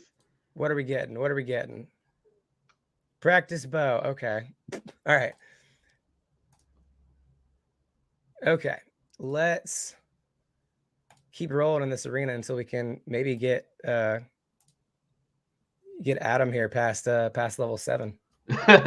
That's really good. It's nice. Like I said, you can earn you can earn basically like your entry fees. You can earn currency in game just by playing passively, which is nice. And you can build up from there. You can go on from there. And then like so you got there's a great community as we the RNG did nothing but give. Yes. Right. It was right. 100%. The RNG gods was like the RNG giveth and the RNG taketh the way. I needed that on a t-shirt, man. I really do. That is so true. I really do. Oh man, but no, I like it. It's very good. And like I said, I like the aspects that they're especially with the NFTs where you can see them visually with the 3D models and things like that, but also who they partner with, and like you can put them on anybody and it's visible. You can see them. There's a visible difference. I hate to bring it up, but like the whole thing that began with NFTs and one of the latest EA games, but it was like the only thing that was different on was like a number. It was like, here's the helmet with a number and blah blah blah, and it's like, what's the difference? While in here you like, here's your NFT in-game NFT, and but it's a whole different skin. It's a whole it modifies what you look like, or it's like, here's your weapon. We got Stony with the dwarf build here. He's got 9 evasion and very low intelligence, so I think we definitely want to try a big hide meta this match. Okay. A little short. I won initiative with 6. Sneak attack. Oh, come on. But you still. Oh, I still got it? Yeah, you still got it. I don't know how I got it, but I got it.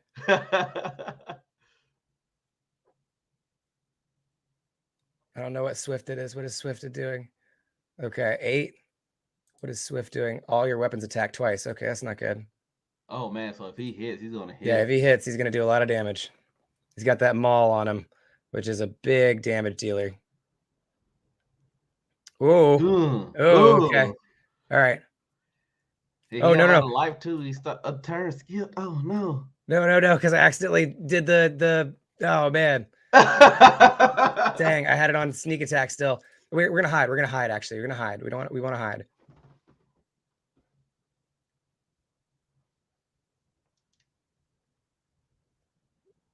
Hide. Jesus. Oh, okay. We hide. Come on.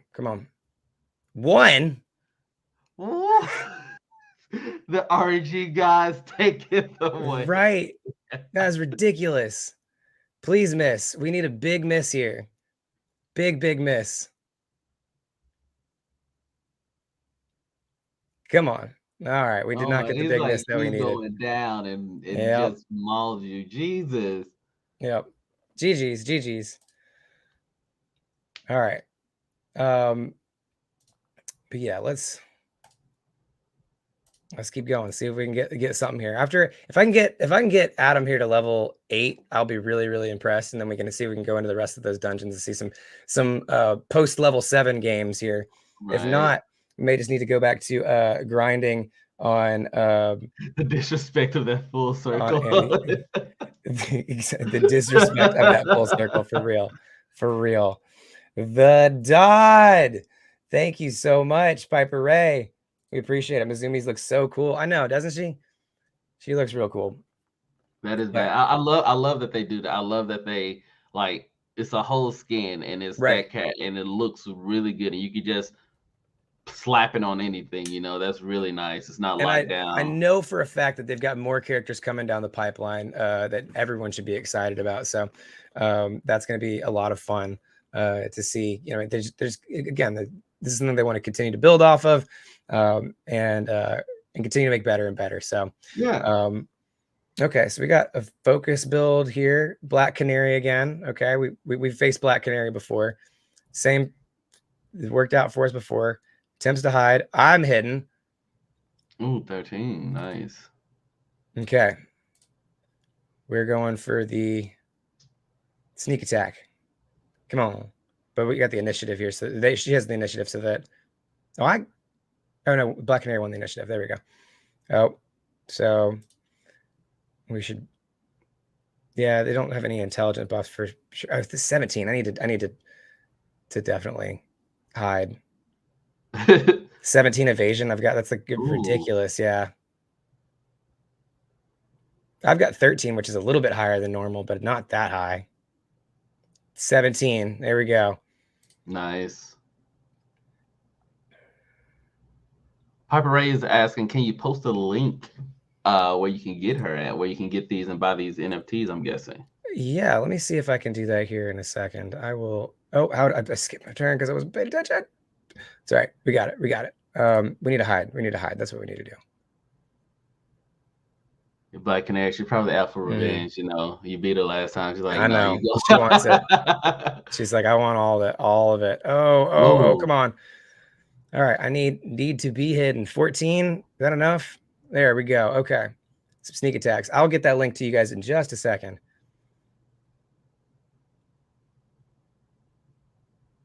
And perception fail. Okay. 19. Oh, okay. 10, there we 10, go. 20. There we go.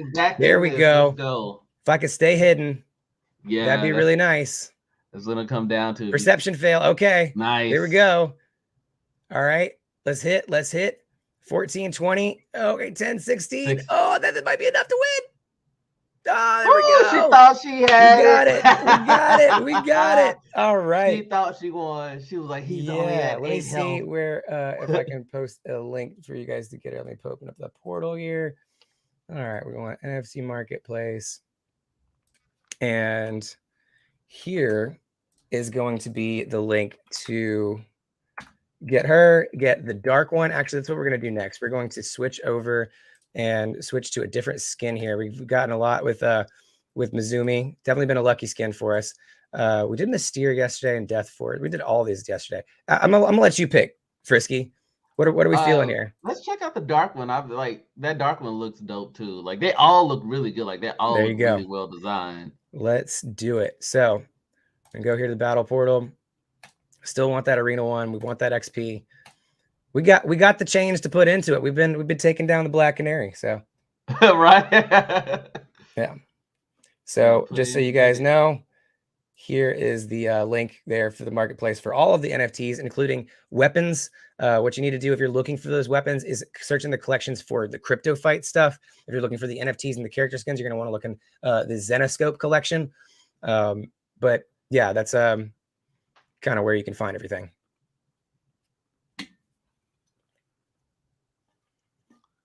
Oh, well, I don't know if I can say I'm feeling frisky. You know, when I'm feeling frisky, genuinely upset that I haven't heard Frisky use the catchphrase "feeling frisky" before making a risky. Feeling frisky, let's get risky. Yeah. I mean, I feel like that works. Sometimes when you just go balls to the wall, you know, you just gotta let it. Warfare damage. This is Xenon. This is our boy Don Mexico, on YouTube. Oh man. Oh, the double dagger. Double daggers there. Let's try to hide, maybe. Got +3 strength modifier. We might want to do that. Yeah, we got a 19 on that hidden. We're gonna stay hidden. We're gonna start hitting with some sneak attacks. That's been a good method for us so far. Oh, not perceived. You shall not perceive me. Right, you cannot see I shall not be perceived. All right, boom, 4. Hitting a little more. Okay. 19. Oh, okay. 12. There we go. That's a good damage. Slowly but for surely. Oh, somebody said, did the stream die? Do they hear it or do they see it? That's weird. Let's see. I'm not seeing it. Nope, just me. Okay. Yeah. I'm about to say, I looked, I was like, no, it's still. I see it up. So, oh shoot, did I miss a turn? That's not good. Okay. We're taking a risk here. Yeah. We're getting risky, Frisky. Right. Yeah, we got to every now and then. All right, let's do it. Let's hide here. I think if we can get past this turn, we can hide. There we go. 3.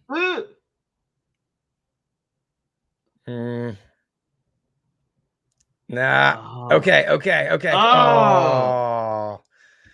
there you go. Good job, Don Mexico. Good job with Xenon. I like the animation. Like, so the animation just actually looks really good. Yeah, it's a lot of fun. It is a lot of fun. Oh, we don't need to talk about the stream dying because it didn't die. Right. There we go. I didn't realize that was still popped up there.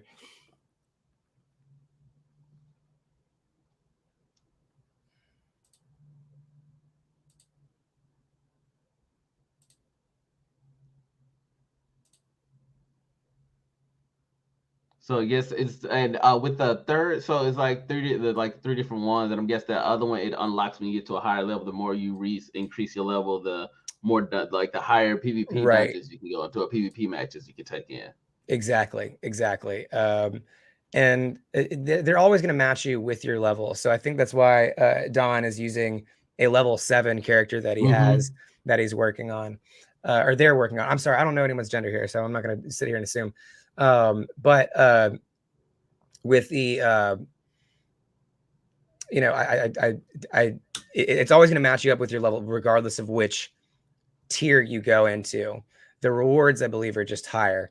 So if that case, let's see if we can actually queue a tier 2 match. Just see what it's like, see what it tastes like. Let's go. Right. And so just for people that may be wondering, so your NFTs, they not gonna like, if you buy, because a lot of people in the mobile gaming sphere think that, everybody thinks pay to win. You don't get no stat. Do you get any stat increases from getting any of these, going in and saying, if I got it, I can go buy these, these awesome cool skins? No stat increases there are stat increases for for the weapons that you buy, obviously. Right. They just equipped you with some rare armor, some rare items, some rare equipment, and stuff like that. That will boost your stuff. But these skins that you're talking about, no benefit to the game whatsoever. Completely aesthetic. So that's what we have there. But yeah. So we'll just see how the queue comes here. There is sometimes where, especially with these higher tiers, there's a little bit more of a queue time. Some people are a little bit, not as confident, don't want to necessarily go up there and it's a little bit more money. a little bit more money. So I'm going to talk about some of the things that I have up here, just so you're aware of. So I have armored so that I have a lot more XP based off, or HP based off of my strength stat, which everything is really well rounded here with this character. I think that my idea was to make a fairly evasive character with a lot of bulk. And I think I just really kind of leveled the playing field out too much. So I have an armored here with slippery, which increases my evasion. I do have the scoundrel ability, including starting off hidden, like I showed you on yours. And all the dirty fighting stuff here with the sneak attack and the dirty fighting aspect. Honestly, I only have this setup right here. Well, no, this is Adam's build. So this is actually exactly what I have here. Piper Ray on YouTube for fighter and weapons, they increase, but NFTs are only illusions. You equip them and wear them over your build. They make you look cool and also worth lots of moolah. That's the biggest thing, is the value that they have in the NFTs. So that's kind of where the bulk of, the whole idea around the NFT is going to be. And of course, you can make your character look cool. This is an NFT. Think of it as an NFT that you can actually use in an applicable sense. And then the weapons themselves are even smaller NFTs that, to me, you can use in even a more direct sense. So it's a lot of fun in that aspect. And I'm guessing like things like this, they're like those skins, they're all time exclusive. So it also like more of the rarity when it comes to like the NFT aspect of it, like, hey, you only can get this between and a limited supply as well. Nice. Yeah. Okay. Yeah. So it definitely puts a lot of value to them. Dark One is definitely one that I think is one of my favorites.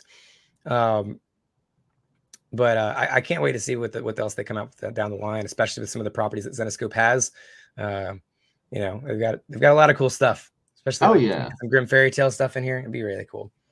Like the more stuff that they can involve with, like I said, the Grim Fairy Tale, the other different skins, like I said, the applications of the fact that you can also wear them, or you can just do it like you would do any NFT, just trade it, but maybe like, hey, I really want this. Let me rock this for a little bit. I can rock it in matches, fight with it, blah, blah, blah. Then it's like, okay, I want a new skin, or I'm done with this skin, whatever. And then you can sell it, trade it off, NFT, do your thing, and then, watch, repeat, and get another one and do the same, vice versa. Right. Absolutely. Piper Ray and chat, they increase over time. For example, when Death Force hit the market, he was a $50 and his value went up within a week and made him worth 133. So, yeah, if you get on the ground floor with some of these NFTs, you can really get something that is worth value. And it's a pretty big flex, Yeah, definitely. Yeah. Like it's something, like you said, you can sell it if you want to, or you can just keep on holding, or you can, like I said, flex it off and like, hey, I got it. Yeah, diamond hands, baby. 100%. Well, we're still waiting for this queue to build up here. So with kind of a big overarching aspect here, what's your favorite aspect that you like to see here at Cryptofights? What sticks out to you the most?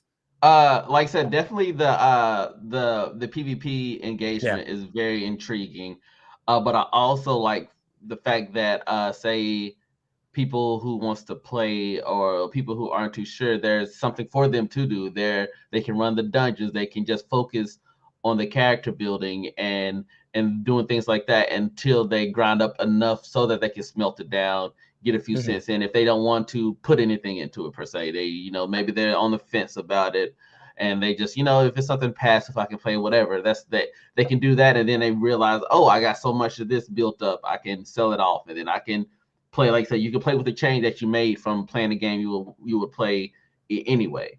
And like they were saying in the chat earlier, where like it would be cool if you had an aspect, later down the line they do like a dungeon raid aspect where you can raid stuff with your friends, and you can do different things to do different raiding things, or you can do you can do 2v2 battles. You can do things to spice it up to where if you're like me and you, like, hey, I think we can take Don and them on, and we can do stuff like that. And it's like, it's very, you can, there's the applications, the possibilities are endless that come with it. But I like the fact that it has something for in like a mobile gaming term. It has something for the free to play players, and something for the people that has got a little money to play with. But in the grand scheme of things, you don't have to do none of that. None of that will affect your aspects of the game, because you can earn to win, you can earn to play, you can earn to get the different things in the marketplace if you want to. So I think that's very interesting, and I like the fact, like I said, it's a mobile. You can have it on your phone, or you can have it on your PC. It gives you a way you can do it at home. You can. It's good right off the get go. It's starting off on a good foot, and the NFTs that they do have is worth it. A lot. That's one of the big things in the gaming sphere in general, not just with mobile games when it comes to NFTs. But people are like, what is this going to be worth, or what is it going to do? It's like you can see this, and it looks good. It's an actual thing. It's not just some random number. It's not just, oh, you got the first one is just the one on the side of a dude or something like that. No, it's like it's the full devil right here that you can play. These are full recognizable characters, and I might not know this universe that they're from per se, but they're gonna have like I said, they're gonna have fans, and they're like, oh, I can play with my character, someone that I know. And then if they branch off and do more stuff, like I said, they do more Grimm stuff, more Grimm fairy tale stuff, or anything of that nature, you'll be able to, just the aspect of playing or being able to purchase that. I love it. I like that. It's really nice. That's really cool. Very, very cool. Piper Ray in chat was talking with Don Mexico. So Don Mexico said, hey, you can still buy Death Force for less than $50 in the marketplace. So here's what we got a response here, though. Someone listed the price for all NFTs. They can be listed at any price after the purchase. So the prices of NFTs in this division, just like any other, fluctuate in the currency of BSV. So BSV goes up when it's worth more. So in other words, the price of the Dark One, or the price of these NFTs, is going to fluctuate in value, and based on the popularity, and based on the current value of BSV in general.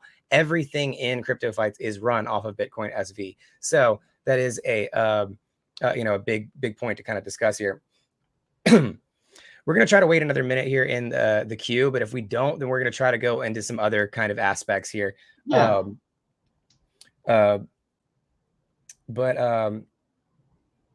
Yeah.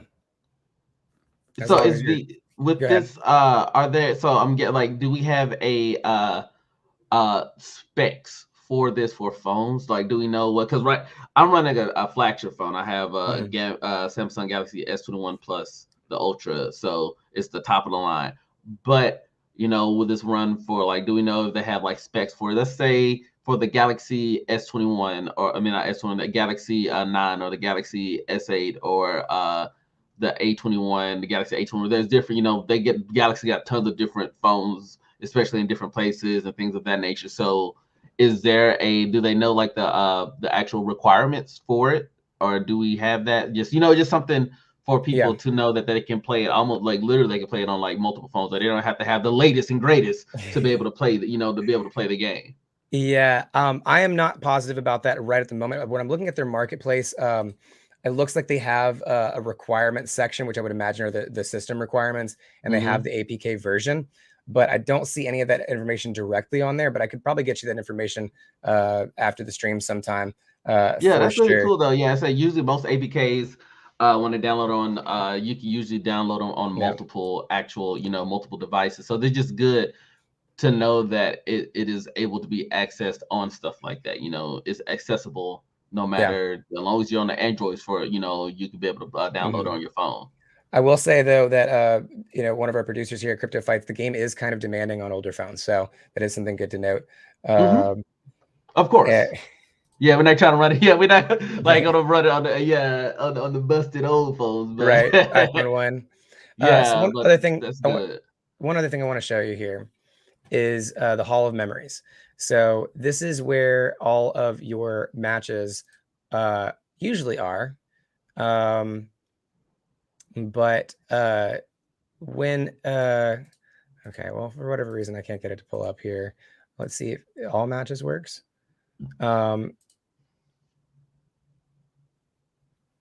Flappy Bird during the way, like a little cutesy side quest game or something. Right. So anyways, I'll just have to describe what this is to you. So the Hall of Memories is a place where it stores all of your battle data, and those two live on the blockchain. So you can actually go back through and see some of your first matches, see how they went out. You know, that match that you did that big double crit, we can go check that out, right? We can go right back through the blockchain, find that match, and I don't know if they have the ability to replay it just yet, but eventually they're working on the ability to go through and replay it. They do have a battle log, so you can see everything that happened in that match from That's there. nice. I was saying But that it actually is like when you battling, it shows your rolls and it shows your evades. It shows everything down in the lower corner, like look like the chat box, but it shows everything, which is really nice. Like it gives it that D&D feel. Load timeout. Let's see. I don't know exactly what this score is up here, but I know that right now it's low, and I'm not quite sure why. Oh, that ping. Yeah. Is that where we're at? The ping? I don't know why. It's not my internet. So oh, we're getting up there. Maybe now that we're in the green, we can try this again. Let's see. Load timeout still. No, not doing any better. I'm not quite sure. Memories might be too laggy right now. Okay, yeah, let's go back to this. So Frisky, you still got time to hang out with us here? Yeah. We can hang out for a little bit. Yeah. All right. So what do you want to do here? Do we want to try to see if we can push my Tony character past level 6 and see what the other dungeons look like? Or do we want to start over from the beginning with a mage build? I'm gonna let you make the call here. I'm honestly interested to see what the next dungeons look like. Like what the next dungeon creature. Our best bet to do that is we're gonna go to Tony first. I think Tony just got to. Yeah. All right. Where are we going? Come on, Tony. Here. Whoa. Okay. Failed to fetch fighter state. We are actually. I'm gonna put right here. I'm gonna close and reopen the game. Reopen, see if it pops back up. Yeah. Yeah. Sometimes you get a little bit of issues. Hey, it happens to the best of us. Right. But no, it seems really like it's definitely really good. Like I said, one of the first games they can do it, because I've been noticing more games that's been more mobile games that's been like, oh, this is gonna be the NFT mobile game, blah, blah, blah, but none of them has been playable yet. They're all like coming soon or not play, they're all, but being able to finally see it and feel it in my hand, if this is the quality, if this is what we have to work with, that's super interesting. I love that, because this is something, this is just not like a idle adventure in a sense, or this is not just something that's, this looks like a well thought out game, and not just something that's just for the money aspect or something. Like you can see the care, you can see the time, you can see that the intent. This is a real thing. This is something that's here. A lot of people, when they hear that, they always think, oh, and if they think that the NFTs it's not real, or it's not nothing that you can play with, or you just something you can click and download or whatever. But this is something you can play, you can spend your time with it, you can invest time with it. And just like with any game in general, if someone's put their time and effort and love into it, and so I love that. 100%, 100%. I'm here. I'm North America, luckily. Yeah. So yeah, I'm right up. I'm smack dab in the middle, baby. Or close. Yeah. I don't know if I did a good enough job at the beginning of the stream here. So for people that are just joining us, because we do have a lot of people that have joined us over the stream, can you kind of explain to everybody who you are? Who is Frisky2times? Yeah, well, I'm Frisky2timesCosplay. Of course, I obviously do cosplay, but I also am a mobile gamer. I've been avid in the mobile field for a few years now, and it's finally caught up, and it's finally catching up on the Western side of the market. Most of my audience is from the SEA, because most of the over there on the other side of the country, that's the only thing they have is mobile gaming. Right. So that's what I for some reason I picked to do that, because it's super niche, but it's starting to blow up over here, and it's fun seeing the the power that mobile gaming can have, because you got, and now there's Apex Legends, you got Valorant getting ready to come out on there. You have all these AAA companies are like, oh, we can do Call of Duty mobile is a really big one. PUBG mobile. There's so many now. It's like, all right, it's something that's super fun. So that's what I do. I play mobile games. I cosplay a lot. Big anime nerd. The whole kit can caboodle that comes with that. Yeah, the whole 9 yards that comes with that. Right. My favorite crypto. Favorite crypto right now, if you have to pick. Out of these right here. Well, I mean, just your favorite crypto right now in general, I'm guessing. Oh, like in general. Oh my God, you gotta make me feel like such a nerd because I'm such a I'm in like right now just in the crypto, in the stocks stuff, in the crypto game. I've been messing with of course the Doge coins and stuff like that. Like I invested in that, and I like the applications of a lot of them. Besides that, I have a little bit in Ethereum, and I've been able to play around with a little bit, being able just to throw a little bit in. I haven't got no big Bitcoins or nothing yet. Luckily, sadly, I would have loved to, because just like with a lot of people who are in the technology world and build computers, this and another, I heard about Bitcoins back in 2011, 2012, like in the early days. I'm just like, what, digital money? That sounds, I'm like, no, I won't do that. And my friends, I have a friend who did that. He set it and forget it, and now he day trades. Like, and there you go. That's how you do it. And he always like to throw that in our face. He's always like, "Oh man, guys, if you would have, y'all would be working right now. Y'all could be doing what I'm doing." Yeah. And so, I just like the aspect of like just like that in general is so like mind blowing when you think about too much of it. Like is such a great thing. The potential for sure. Yeah, the potential of it. Oh yeah, I love that. Caperdoodle in chat. It's my money and I need it now.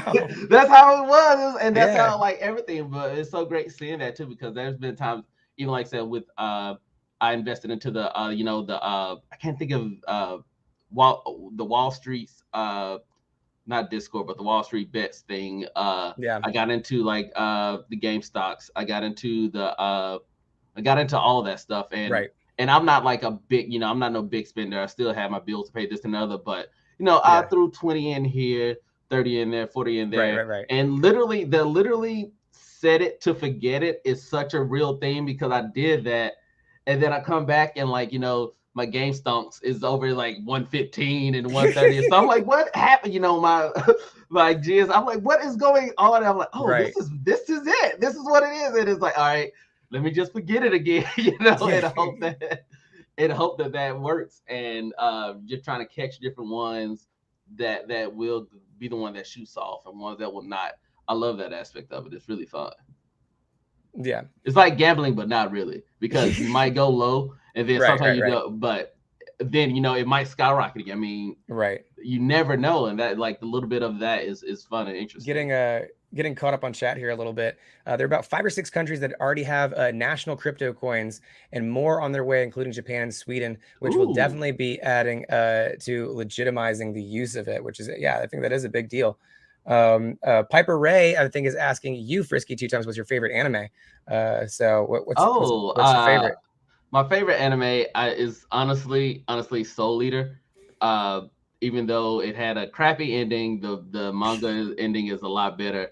But I fell in love with those animations. But I'm like, I grew up on anime, so like from your classics like Yu Yu Hakusho and that's mine. Sailor Moon. That's mine right there. You're like in the countryside. Yeah, right. You can't help like those are banging. It's a bop. It is a bop, dude. You can play it today, and everybody will be like, oh, this is I can It has amazing things. So I grew up on a lot of that, because a lot of those are totally influential and escapism, and it put me on a lot of different things. And but my favorite anime in general is probably Soul Eater. I love the animation of it, kind of like the borderline, kind of like what is it? I can't think of it. And then this dude just distracted me because it's just now noon, and I don't know if they do that down there where you are.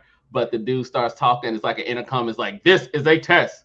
Oh, a wow, national no. emergency. This is No. and I'm like, God. I'm sorry.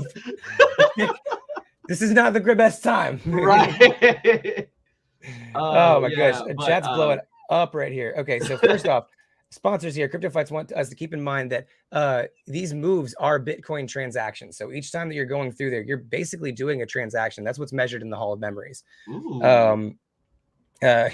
Ryan from YouTube, can we get Japan and on Japan and Sweden's level yet? I don't know. That's gonna take a minute. Yeah. This is layer 1 blockchain gaming. So that's you know, a big deal. And let's see here. Asking a geek his favorite XYZ is like asking them their favorite pizza place. Yeah, you know, there are definitely a lot of similarities. Ryan definitely is a big fan of Soul Eater as well. Soul Eater is amazing. The ending just crapped out. The ending is so bad in the anime, but you read the manga and it's like, oh, they go through like 3-4 more arcs. What? Why did it? Yeah, I can't go. That's a whole different story. I don't even want to. Yeah, Nelly Childers wants to point out that I have Yu Yu Hakusho wall art. I do. It's up higher. You guys can't really see You it. got some Yu Yu. Oh yeah. So right in the corner over there, you can see. Oh, this way. Yeah. It's mirrored. Right there, you got Yusuke, you got everybody, all that, and so a local Austin artist because I'm a big nerd and I like to have some anime representation here in the background, but you know it's hard to fit on the whole screen. So I do have some anime art there on the wall. Good call out. Convinced there are no good endings. Yeah, there are no good endings in anime. Yeah, I think that's probably a valid valid point. All right, so let's get back to Cryptofights here. So we've got another. We got some grinding to do here. So if we want to get to the second layer of dungeons, who do we want to see as our NFT? Who do we want our skin to be? What was it? Death Force? Was that the Death Force? That honestly looks like the most badass. Yeah, one. Like, that just Rick Murphy was a rookie cop with a desire for justice and potential to be a great officer, but fate had other plans for him. Caught in the wrong place at the wrong time, he and all his loved ones were murdered by corruption in his own city. After making a deal with death for a chance at revenge, Rick was brought back on an unstoppable killing force, a force for vengeance, a death force. And he will not stop until all the evil souls in his path are brought kicking and clawing and screaming down to hell. So there are some aspects we've seen there before, but it's definitely a fun one to use. Yeah. He's got like a police baton. That looks sick. I really like that outfit. Yeah. Let's see how our rookie cop Rick Murphy can do against some spam war chief battles. Right. The rickiest Rick. The rickiest of the rickiest Rick. That's how we do it. Hell or on earth. Yes, he is. Mm-hmm. Yeah, they got some really good characters. That's what I like about it. Like these are like they pull over their characters. It's just not. This is Rick, and then that's it. It's like no, this Rick has been. This is Death Force, right? He's not just Rick Murphy. He's Death Force. I really like that. You got to say it in an epic voice like that, or else it's just not right. Death Force. How? Oh, we were still on the initiative. I was about to say.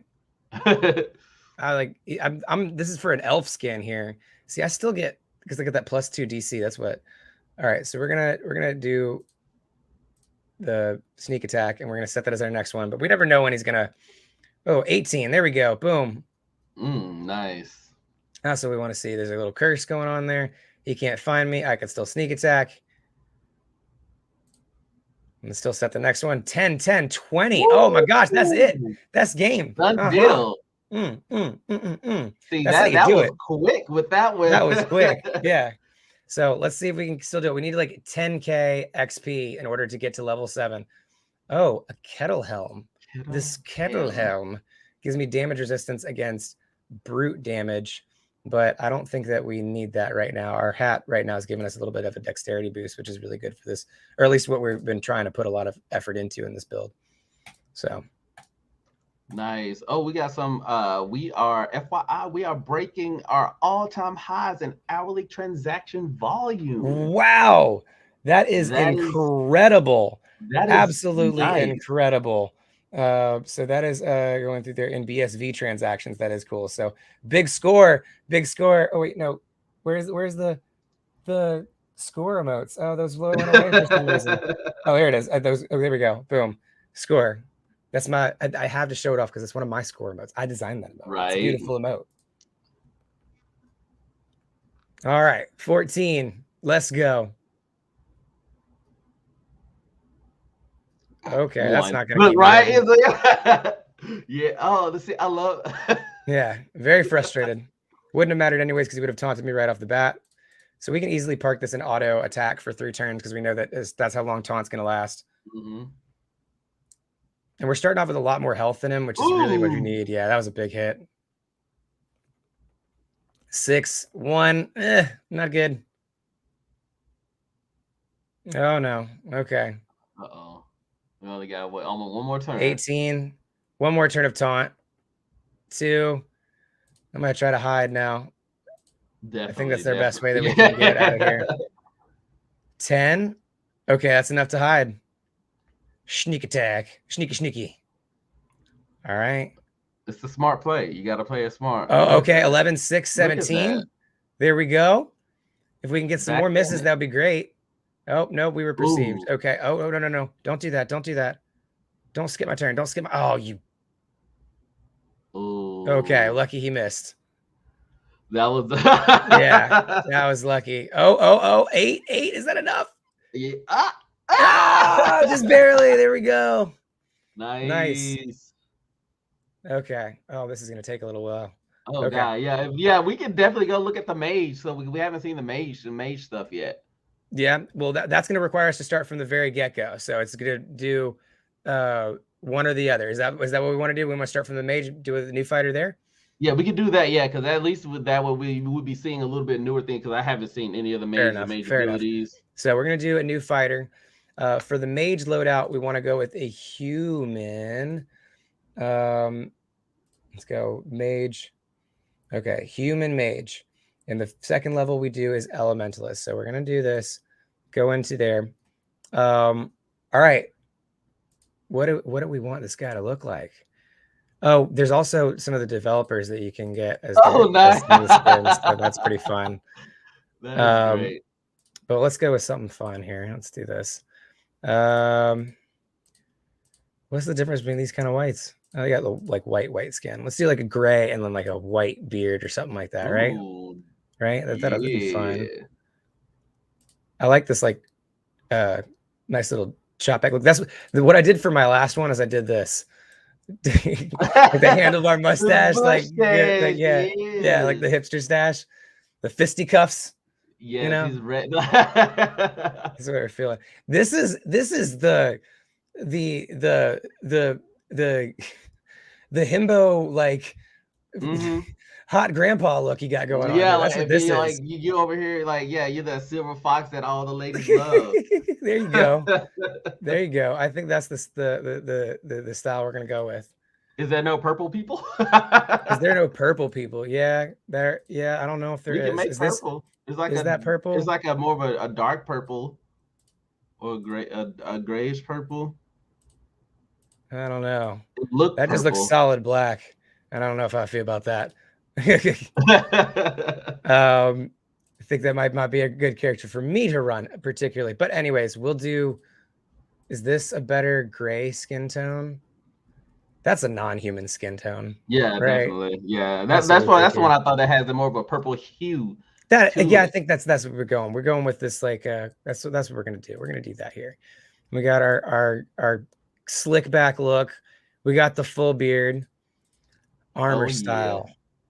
We want a little flare here. What do we want? We're mage, so we got some blue in there, right? Shiny shirt like a peacock. I like this is green. I don't know. I think we do with the blue stuff. Is that what we're feeling here? Get the purple vibes? Yeah. Okay. All right. So that's what we're going to go with. Okay. So let's go to our mage build. Our mage build, a level 1 is 11 dexterity. Okay. 13 intelligence is what we start off with. So What do we name our guy? It's gonna be Merlin. Simple. He's Merlin, the main mage we know. Right. This is like the CW revised version of Merlin's, like Merlin. Definitely. Now on CW. Merlin. You know. He's not just a wizard. He also has relationship problems too. Right, and then with 2 other people. There's always a weird triangle. Triangle exactly. Weird love CW. Triangle with, I don't know, King Arthur and the Enchantress, something. All right, can we just start right off the bat here with some fisticuffs? I think we can. Also, I have weapons. That's right. I have weapons. I think this will go in swinging. I can, like, 100%. That's 1d6. You can get a whip. Yeah, I really like the whip. The whip's a lot of fun. Since I don't need too much for this first level, we'll just do something a little fun. Because I need the a new staff, but I'm trying to get a better staff than the ones that I had. Let's do this little quick build for a little fun for this first level once we get that. But we might need to go back and actually add some stuff because we'll see. All right. We got a Bogart. Let's deal with this Bogart. That's great. CW programming, just stop. Tyler and the CW hadn't had a single profitable year since it was founded, hence why they're selling the channel now. Yeah, the only one that really actually saved them was the year that they created Arrow. So they threw all their money in the CW Arrowverse. Yeah, it's crazy that thing. Because it got better. It has its ups and downs, but that was wild to notice that, like, I won that stats, but it's believable because they did that, but they caught on the end of the streaming thing, because a lot of people just weren't watching TV. Oh yeah, like I honestly watched most of the CW stuff either on Netflix or other means, because I'm never at home. I'm never there to watch and get those analytics on the TV, so I can definitely see why that happened. It had a lot of that. I'm not maybe I like easy stuff. I don't know, like. There was a few seasons of Arrow that were bad. There was a few seasons. I think it went up and down for sure. I have an Arrow statue back here. I was definitely a big fan of the CW Arrow. I think season 3 was awful. I think whenever you got it started going on a downhill all the way until you got to Prometheus. I think the Prometheus stuff was absolutely fantastic. But yeah, I don't know. They started just building on to a lot of different stuff there and just got really complicated. All I know is the first season of Supergirl was trash. Yeah. But that was on CBS or ABC or something. Right. And then it went over to the CW and it definitely became more CW. I don't know if this loadout's working. You had like 3 different people always trying to mess with you. It's always like that weird triangle dot. They always do that. I don't know why CW loves a weird, I'm dating him, but he's dating her, but maybe it's always dating her. And it's like, how can we spice this up? Just throw in a weird love triangle. Yeah. And it's like, no, stop it. Yeah. 100%. But they're all hot. I know. Everyone's supposed to be pretty. Everyone is hot. It's like that's the most unrealistic thing about the CW universe. Forget Supergirl flying around. It's just that everyone everywhere is always hot. Everyone's hot. Even like the extras. It's just hot people. And it's just like people that's dying around. You're like, why are there so many hot people around me? Exactly. Like that makes no sense. But you did win, though. I did win, and I got my practice staff. Look, I got my practice staff. That's what I need. It's a 2-handed thing, so I'm going to have to do it off of here. So it's, and then I level up now. I can go to level 2, right? So this means that I go back over here, and my biggest thing that I have now is the phase shift. This is what I got to grab. Okay, so we're going to get Elementalist. Elementalist is the talent that we want. Okay, look, see, this unlocks 3 talents. Unlocking those. And why did you send me back here? Maybe I wanted to make Merlin different now. Is that weight element? Okay, so this is new to me, right? And deal lightning damage. Burn damage looks nice. I like that effect. Like these effects look really target good. Becomes demoralized for 2 turns. 2 2d8s with fire damage, 2d6s, 1d12 with a +1 crit chance for 1 turn of cooldown. Interesting. So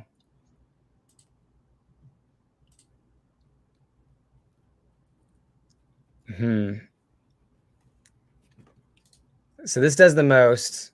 This does, and this is cooldown, 1 turn cooldown. Okay. So I think I should just do shock and fire at least.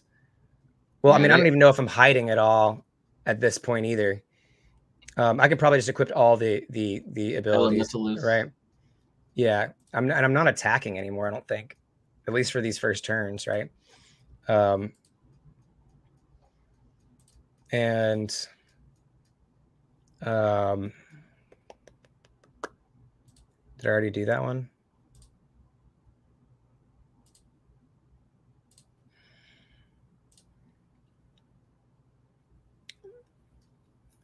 I don't know. I don't know if I should just keep that for. I already have hidden. Focus. Your intelligence modifier is doubled.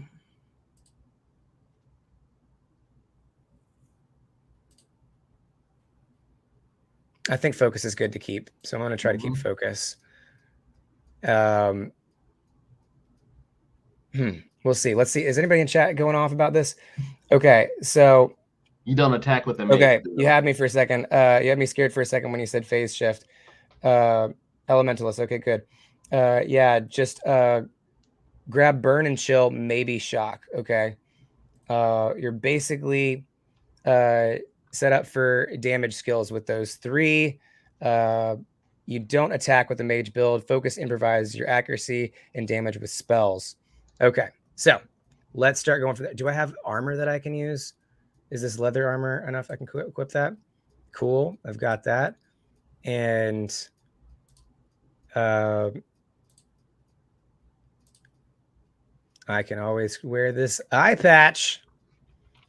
Do we want an illusion? Do we want an NFT to do? Oh, Mystere, obviously, right? Because we're doing magic stuff. Yeah. Right? All right, I'm going to show off all these. Okay. So here we go. Focus improves your accuracy and damage with spells, so that's why we want to keep focus.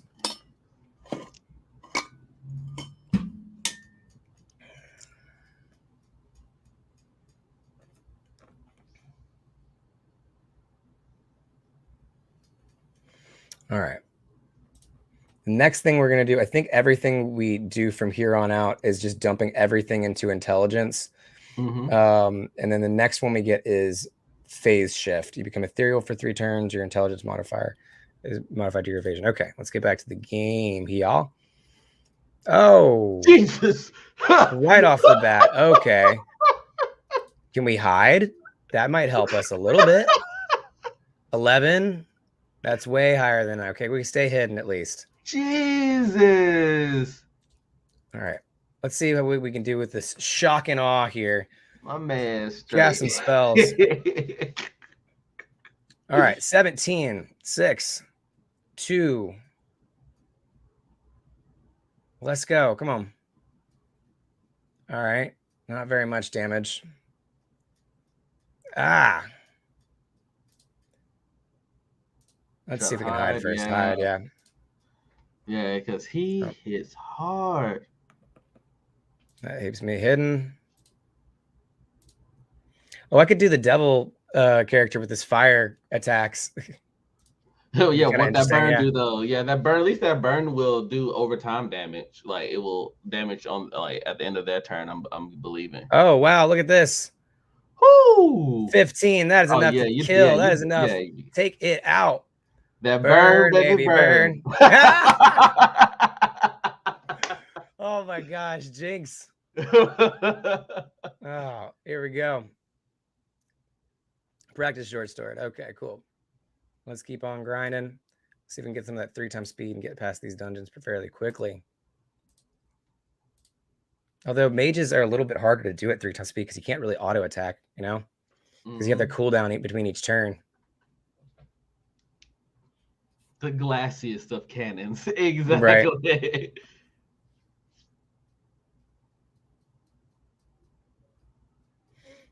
Yeah, I think that was the same dude that like wrecked my shop.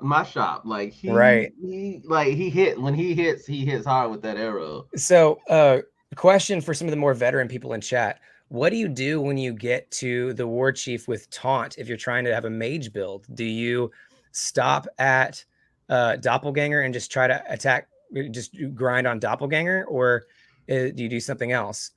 No, not auto. I shouldn't do auto here, I don't think. 2. Come on, Merlin. You can do better than that. Miss.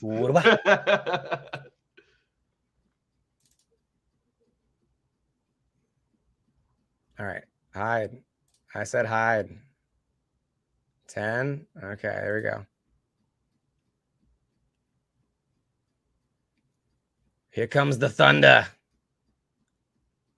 19. That is enough to take him out.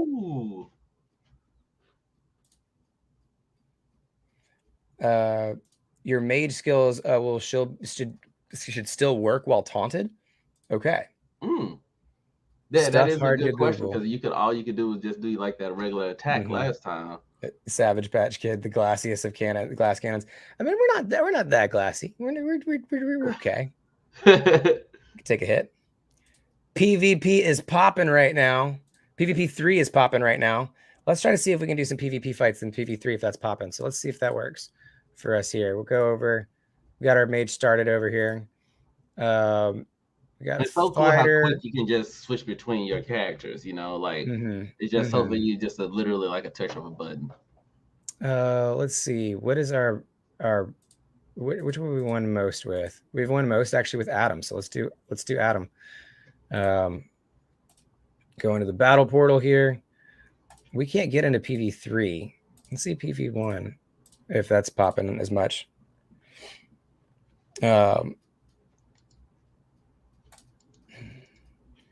Dirty fighting is not working. I'm sure as dirty fighting not working. I'm not sure is intended. Arena 3 is only level 10 characters, by the way. Okay, I don't have any level 10 characters quite yet, so can't pop in there. But we'll see if the queue's a little bit better for this now, so we can get some PvP in here. Right, make a little money. Oh yeah.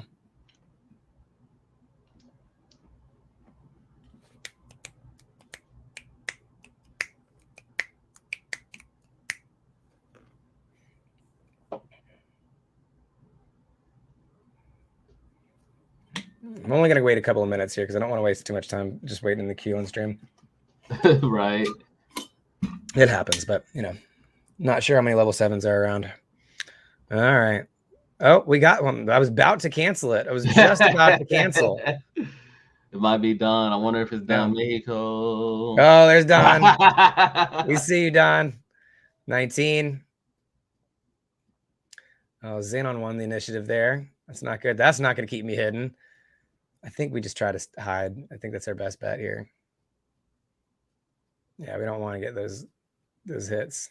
Oh, that missed. Okay. Oh, but that third one always. Yeah, we got the ambidextrous here. Is that what we got? Well, I don't know.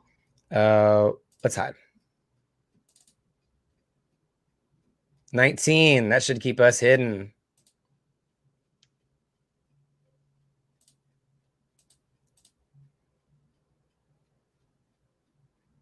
Yeah. 12. Okay. And we're hidden. Nice. Come on. Oh, I'm perceived. 8.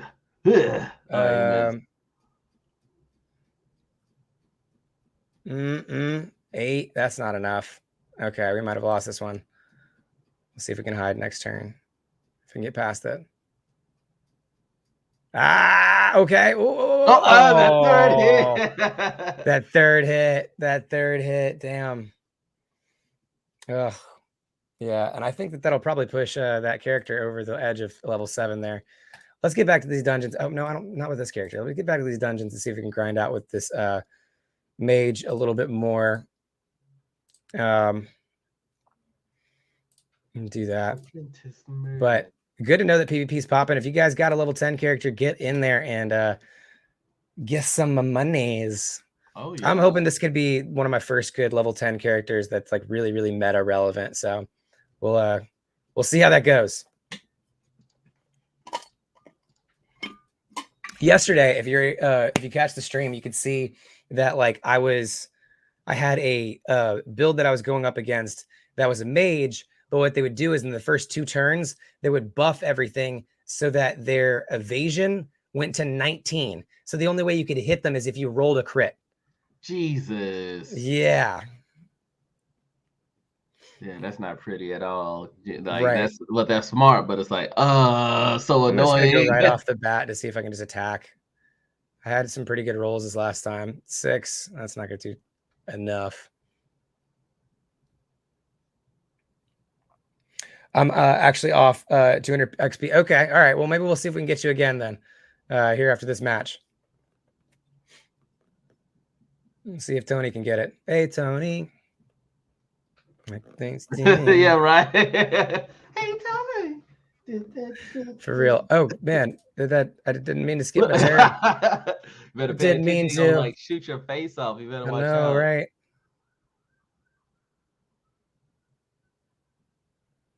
Four, 9. That's enough. There we go. 13. You're done. Yeah. Ah. Yay.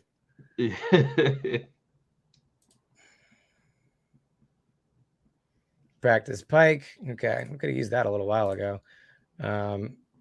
But we'll level up here. Let's see where's the next in the mage for those who are looking to use this as a guide for your mage build. The next one you're going to want to get is, we're at level, so we want to, always when we're here, we're increasing our intelligence.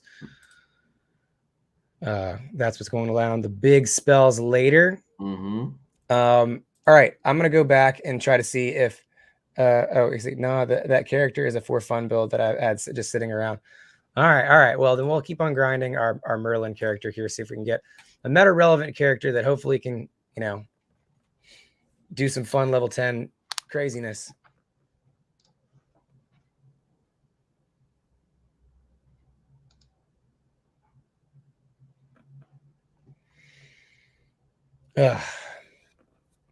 Whew.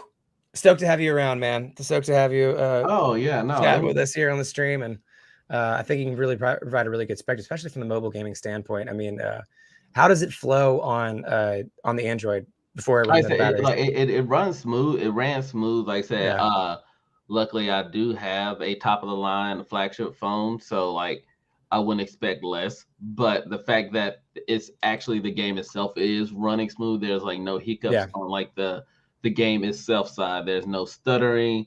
There's no like as we saw, there was no real lag. We didn't have no real luckily we didn't have no ping issues. Like everything went and looked smooth. So it's so laggy on your Android, Doug. No.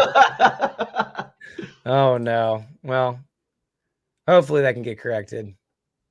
Yeah, that just comes with optimization. And that comes. Oh, you got the using a Pixel 3. Yeah. That's what happens. What comes with like some companies, especially like in the mobile genre, like they try their best to optimize for lower tier phones, but at the end of the day, it's like one of those things. They're not something, be it memory or be it just having the processing power, because a lot of these smartphones now are better than your average Walmart ball computer. Like these phones now are like running with some crazy stats, and the fact that they got it to where like they can optimize it to run on a Pixel like that, or to run on a Samsung Galaxy Ultra, and it's still like, and everything in between, I'm guessing from that people will be able to play on, which is really nice to know that if you got an Android, you're most likely going to be able to run it.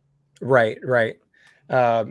And I think that's going to be the benefit of it. And if you're not, you can run it here on the computer. And of course, it's one of those games that, I mean, it's why I'm glad to have you here today, because I can sit there and talk to somebody, because you can literally set it and forget it in a lot of situations. Not necessarily with this build, though. I feel like every single move I have to put in each turn, but that's how it is, Yeah, and that's kind of the fun part, because I'm not a big on most of my games. I'm definitely not a big auto type of player. I like being an active role in the game that I'm playing.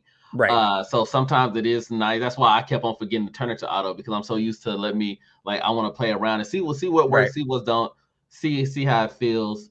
because it makes me feel like I'm active participating in it. So that's good. But then also, like I said, sometimes I'm like, hey man, I just need to grind out to get a sprite. If I know this build can knock them out, I look auto bam, boom, let it do what it do until. So it's good to have options, and you can never go wrong with having options in that sense, that you have something available for everybody. Like the same tier of phones, you have it. So if you need it, there you go. But if not, you can set it, forget it, leave it alone, or you got time to invest. You can sit back, play around, play with the skills, and take it all in, and take it on the slow mode and just enjoy it. Like a savory dinner. You can just sit there and enjoy the game. Right. You want to savor it a little bit. I can feel you there. I can feel you. 15, that should be enough to kill. Oh yeah. Let's see. AFK PvP farm builds are almost always strength based. Gotcha. That makes sense. That does make sense. This maul is pretty cool. It's got it's 2d6s with blunt damage. It's a two-handed weapon, but that's not something I can use for this. Oh yeah, that was what that dwarf wrecked your shop with earlier. Yeah, cleaned my clock. For real. All right, let's get some more croissant. Yeah, he's back for it. I'm about to fry this croissant. We got the fire over there and ready and everything. Yeah, there you go. You said big kudos to Samsung for figuring out the future of the market and building their phone specifically for mobile gaming. Yeah, they were really smart on that. There's a few companies that a lot of people don't know if you're not in the gaming sphere, like Red Magic and ROG. They actually make phones as well. They're like the first mobile gaming phone, but that's because ROG makes gaming computer components. So that's where they know what they're doing. Like I said, yeah, between them and Android, they just the fact that Androids they're the ones that you can run your Fortnites on, and you can do Fortnite, and you can do crossplay on Fortnite to play with PC play and this and that, because these phones have that. If you got the higher tier phones, you are capable of running at 60, 120, 90 frames per second watching this, and it's and now they made it more accessible, which is really weird to me when I see people with the with controller parts for it, because you can do it like with your backbone, and there are other things that you can make it to feel more like an actual controller. But that's also because some people don't have a PS4, some people don't have a PS5. You don't have those different things. So the fact that like some with this, like if I wanted to play this, I could literally on my TV, I can connect it to my TV, hook it up. If I like that controller feel, plug a backbone to it. I can just have it sitting there, and it's on the big screen, and I'm sitting there playing, and it's something that's fun. That's you got versatility. Yeah, the versatility. There's very few games where you can just jump into as a free-to-play game and actually start earning not just currency in game, but actual currency, actual value. Actual value, and that's what makes this game like on a different tier, because not only that you can do that, but it's on the forefront, and a lot of the things that are on the forefront, they're going to be like the trailblazers of. They're going to be the one that's kind of setting the precedence, being not only influential to other games that's going to come later, but also going to have that advantage of being able to actually seeing what works, seeing what don't work, fix it, building that community, being like being able to have that title of one of the first, if not the first of this genre that's an active, that looks good, that's just not when people hear and it sucks that they do this, but when people hear that stigma of they hear NFT, they just think it's one of those weird JPEG things. They just think it's some random generated thing, and then when you show them this and it's like, wait, what? He's like, yeah, no, you can play with your NFTs, you can visibly see them, you can trade them, you can sell them, you can smelt them, you can do all these different things, you can keep them, you can do whatever, you can set it, forget it, come back a year later, everything's still going strong. You're like, oh, it increased in value, and like sell it all, because you need some change in your pocket, whatever, you can do that. And you have the fact that you have the availability to do that is really good. Yeah, as far as I think it's a great way of doing it. Have you been able to play very many play to earn games before, and how does this rank amongst them? See, this is honestly, well, I want to say my first, because I was playing one. Technically, I was playing one last night. It's called Battle Champions. This was called Battle Champions Arena, and it's powered by skills. And they have it is the same thing where, and it's not crypto though, but it's it's kind of like a bets type of thing. Like you put money on it, you just you load money on it, you can play with it, but there's no play to earn aspect like this. This is the first actual like crypto game that I've visibly seen. Like until you talked to me earlier, I always read them, never seen them. They always like the stuff that I would see on my Facebook page. There would be no previews of it. It would just be like a station pictures description. That's it. It's coming soon. This right here is like a full-fledged working on PC, on tablets, on your Android devices. Yeah, you can start this now. Yeah, you can literally play this on refrigerators, and that's what's crazy because they have refrigerators have Android. Like they run on Android, so you can literally play this on your refrigerator if you're that fancy. Tech savvy enough. Yeah, I want to see somebody do that. If anybody is able to play Cryptofights on their fridge, please tweet at us. We want to see that. Right? We want to see that. We would love to see that. There are Samsung refrigerators out there that you can do that, and like so I have my friends that they have the Doom. He did the whole thing where he ran Doom on his fridge because you can the whole thing you can run Doom on anything, and it's just like you can run this game on like almost any type of software because it's on the Android platform and it's so easy to do. It's open. It's open. You can run it everywhere, and I love that. I love that accessibility that anybody can jump into it. You don't have to know a lot about crypto. You can know more about D&D side of things and just know that you know more about the playing D&D but making money. Yeah, if you know more about the game and you know more about the meta, then you're already doing you're doing better in this game than you would be if you know a bunch about crypto. I can guarantee that for sure. So we're working on our mage build, as we said before. We're now at level 4. The next thing that we want to grab is phase shift, which allows you to become ethereal for 5 turns with a 7-turn cooldown, which adds your intelligence modifier to your evasion, which I've already got a pretty high intelligence modifier as it is. And I can also focus to add more intelligence modifier on here. And that's how we were getting people that were seeing plus 19 evasion, right? So we're going to do that. And that's going to replace our hide because we're just going to do that instead. So I think this should work. And any of our more experienced players, let me know if I'm doing this wrong at all, but I'm just trying to follow what's on the Cryptofights Club.com as far as the meta goes. But I think that this is going to be, we focus and then we phase shift. Is your fridge running? Your fridge is gonna go down. Just looking at the chat. Well, your fridge is gonna go down. Yeah, shout out to Samsung. Yeah, we weren't trying to make this a Samsung infomercial, but it's just the fact that I mean, this is the technology that we have, and it runs on it, and that's so great. All right, that's not going to keep us hidden. So I think we do. Oh no, whoops! We want to do the other one first. That's fine. Phase shift. Maybe this will still work.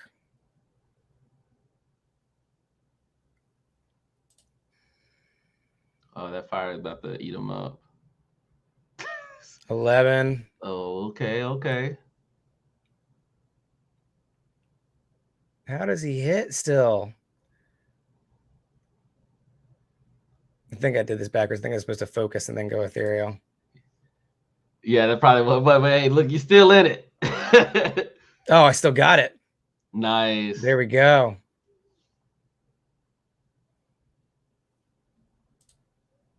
All right. Let's try that again, except better. Using the combo the right way. All right. Okay. Which I shouldn't really even need that much because the ogre is, I don't think he's that fast.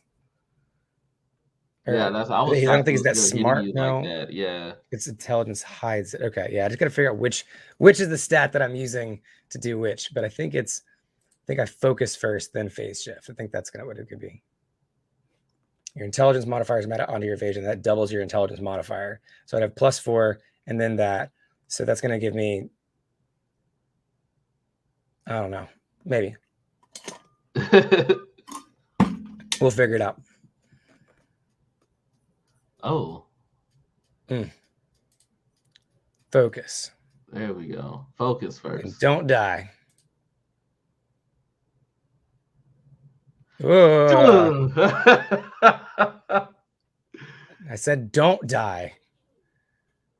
Okay, now we're at 14. Okay, still the same evasion. Okay, whatever. At least he missed that time, because Jesus Christ, that looked like that hurt. 19. Nice. There we go. Bop, bop, bop, bop. Ooh, yes, that's what you like. Don't to hit see. me. Okay, there we go.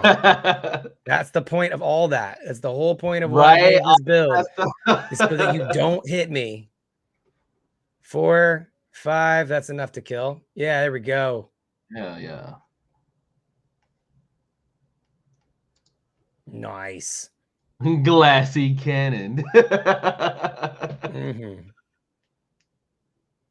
Okay. So I think regardless of how you do it, what order you do it, it'll still do the thing. I think I just need to get more need to just grow the level on my evasion or intelligence or whatever the case may be. Oh, and then I'll have slippery to add at level 6 for +2 evasion. Ooh. That's what it is. So I'll have the +2 evasion plus that'll be what already then that'll be 16 evasion, which is pretty high, right? So yeah, then you just get a higher intelligence modifier, and that's how you build that super evasive mage. You're barely getting hit. Yeah, like I said, if you don't knock him out within that first couple turns, you're probably not. Right. And we saw that earlier, right? Was that in this stream or was that last yesterday? I think that was yesterday when I saw that. So, yeah, yesterday when we had the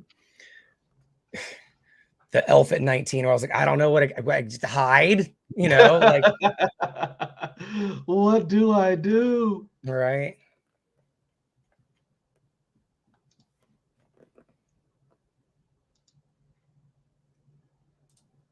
The next one we're gonna get is slippery, which will add 2 to our evasion from the get-go. That's still not bad. At 21 that you're seeing, like you can see your money, you can see everything in real time, like you can see what you have, and it's like that's what I got, that's mine, and it's just a nice good visual cues. The portal makes it all the better. You have your NFT items. So let me go to my inventory here. You can see all my skins here. You can also search my collection for Cryptofights. And should go down to we're in the fight here. Let's go back to the fight. Okay. Focus.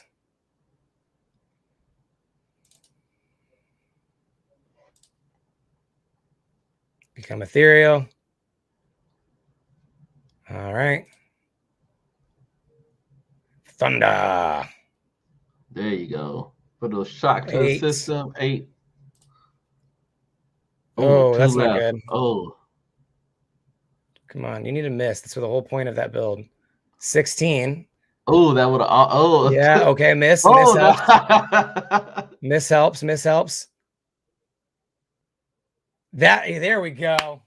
It literally does. Like, I'm gonna just tease you and make you think you're gonna die. All right, there you go. Never mind. Right. Coming back from it. We'll let you live. I was saying before, here's all the items that I have in game, and I can go through and melt them. I can list for sale, which I'm gonna. This is it has nothing on there, so we'll just. Here is where I would set the BSV. I have no idea what to set in BSV. Let's see. In USD, let's put it at 0.1 cent. 1 cent. Sure, I don't even know if it'll sell for that much, but we'll see. It's listed up there. There you go. I would show you my wallet, but that has my personal information in there. Oh yeah, you have a big like, show us the right. Show us your wallet. But you can see here, the past 7 days, who's been up here. Of course, this has been popping off lately, as we've been seeing. So a lot of fun stuff here. Total winnings, you can see that as well. Win-loss ratio, real cool stuff. So, yeah, let's continue on this mage grind. I think we might be able to even get to the doppelganger here. Oh, we're already at level 5. That's nice. Oh, are we not? What's your problem, Ogre? We got to do another Ogre match, I guess. Right. We're just barely not there. Ogre. Oh my goodness, we're just 0.2 away. We're just barely there. Ridiculous. So close yet so far. Interesting how some of the most wins isn't necessarily some of the most earnings. Well, you have a lot of wins, a lot of losses. I think that there's, and also you have the value fluctuating constantly. So that's probably like there's a lot of different measures in there. Is that value price? Yeah. Oh, 1. That's not good. That won't do anything for us. All right. Focus.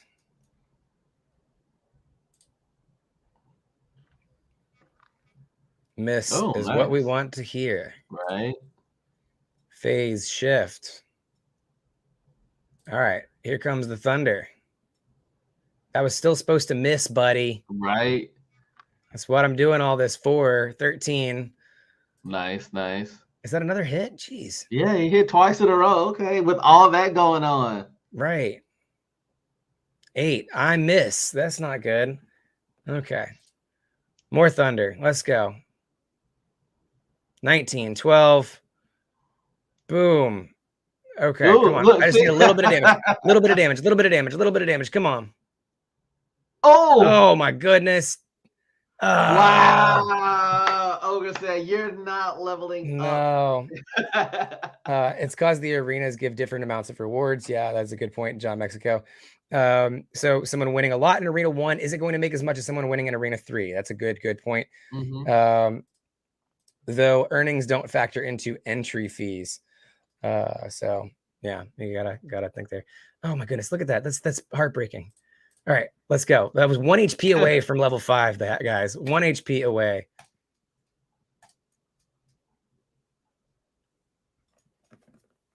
That was horrible. It was so close. It was like, nah. Right. Shut that down.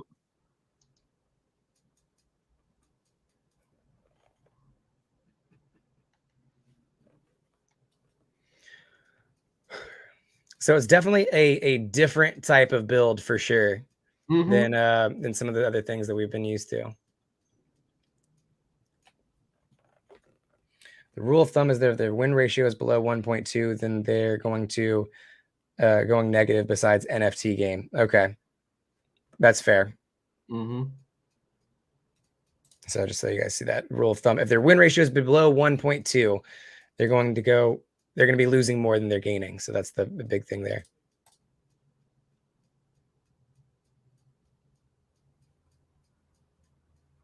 Yeah, I could definitely see them fleshing this out, like with voices and like different animation, different things in the background. Like it's definitely like for this to be like, I'm sure there's probably been other like smaller iterations of this betas or whatever, but like they're I realized that you could do this, but you can do this too. Move back and forth just a little bit, a little bit of depth there. A little depth perceptions and stuff.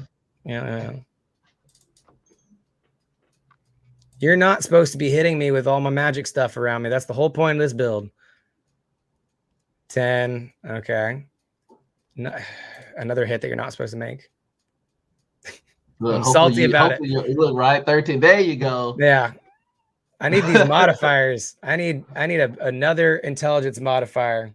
Right. That's the one thing about buffs and stuff like that. It's like sometimes it's just like flat buffs. I like flat buffs, but sometimes like when it's like, evasion is still like, but they can never know. He swings it wide and like that it knocks you out. And it's like, wait a minute. Right. Okay. Back to our map here. Now we can go to the skill trait. We can level up. So what are we doing here now? This is another level where we increase our so we want to go increase that intelligence. Hopefully this is going to start to give us another modifier on it. I don't know if that's where we're going quite yet. We'll see. Oh, and now we got the doppelganger. The doppelganger is very frustrating because its evasion's at 16. Oh. Yeah. Okay, yeah, you're going to be trying to hit him. Okay, but now we have the +2 modifier. So wait, no, I already put +2 modifier, so we're still going to be at 14. Yeah. It's fine. 15. Did we win that? The doppelganger won the initiative. Already going off the bat and hitting for 5, 8. Ooh. Oh. I really need you to miss, bro.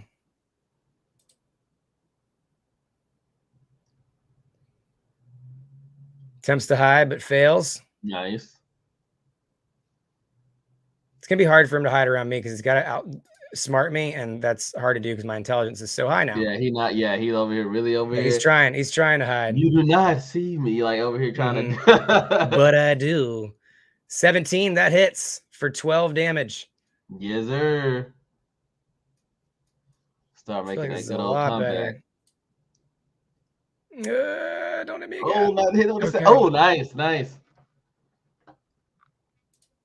All right, come on. We need some big fire damage here. We could use it. 15. Oh.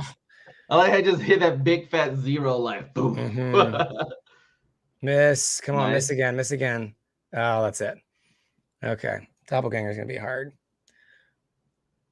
We shall see. I don't think there's any really way I can really buff anything else that I have right now. So I think it's just straight grinding. RNG, yeah. I like how they have the different animations for, like, the win animation is different. The lose animation is different. It's like the idle animation is different. There's different types of animations for it. Like, it's the small things like that that makes me like just appreciate it a lot more. Because I know that takes their time, because they could have easily not done any of that. Oh yeah. They could have easily used the same animation for every character. We don't want to start off with that.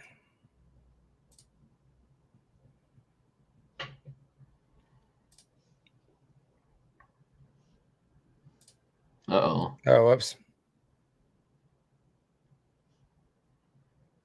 Come on. 18. Oh, well, we got it anyways. Nice. So it put in my electric attack, so nice.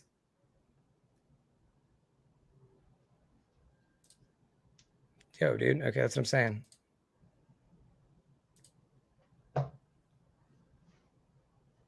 Don's saying this is one of the harder fights to do when you're really leveling up. Oh, come on. Really need you to hit here. Really need to hit you. 13. Oh! No. Gotta miss. Nice. Get him with the fire. Come on. 15. No.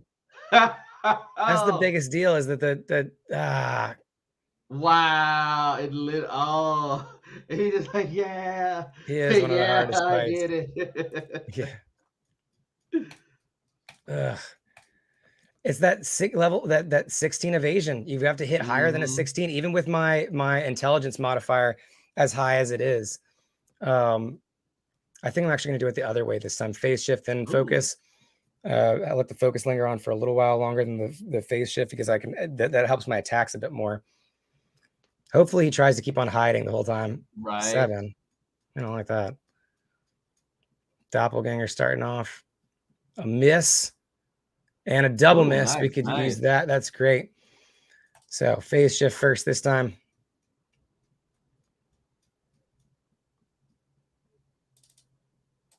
Focus now.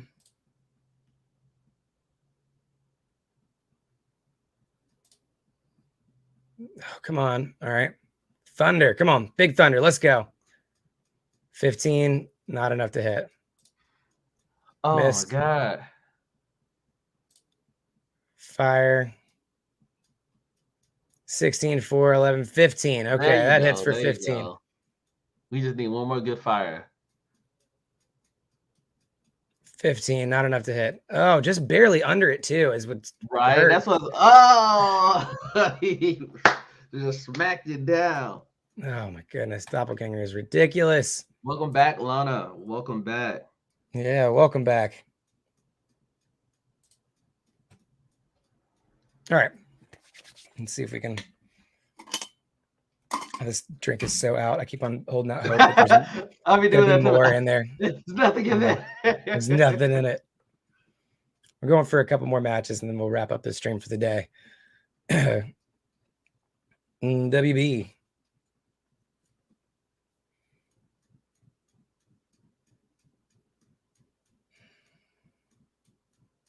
All right. Phase shift. Make this faster. Focus. Focus first, focus. Right. Did I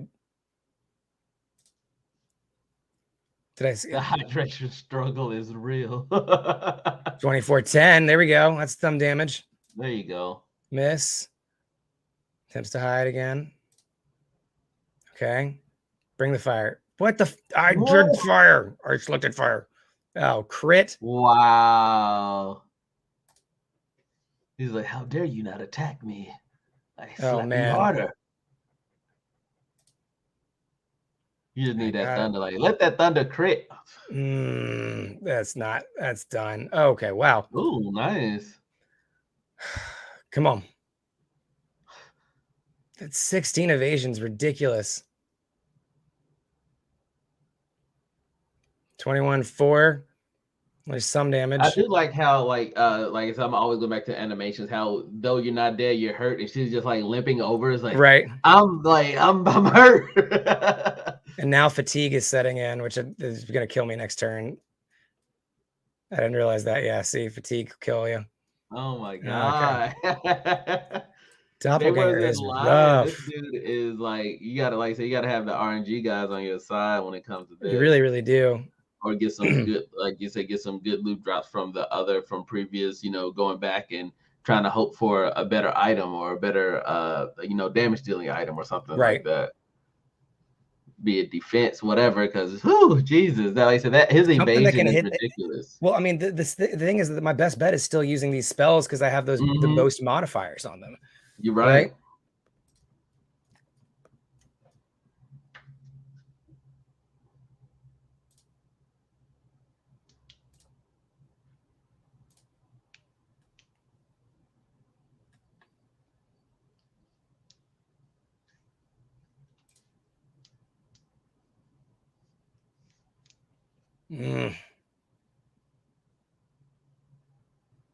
Come on. Let's see what we get here. 15. Oh my gosh, I hate these 15s, dude. It's ridiculous. Right there, it's just so teasing you. Like, we'll get you barely 14. Yeah. And of course they crit me. Jesus. Oh my goodness. Not having any luck here. All right, a couple more grinds and then we will put it off for the day. But again, stay tuned to all of the social channels this week. I'm going to be going live with community streams every day, all the way until Saturday this week.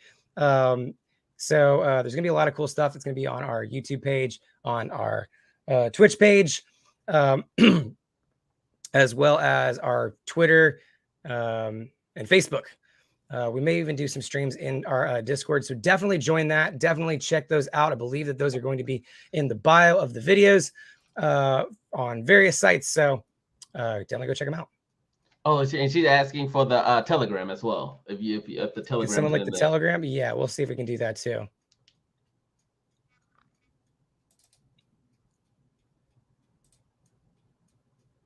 All right, miss. We can use it. Come on. Oh my god. Can't hit it to save my life, and now I've got to hit it twice, pretty much. Oh, this is ugly. Why is it turn skipped when I've already selected my move? Oh yeah. Big hits. No luck in the dungeon with our mage build here.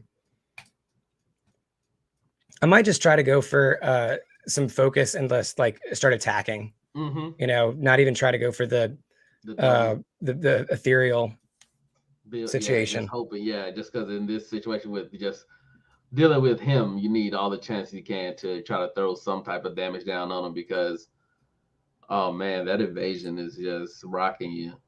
Oh yeah. All right.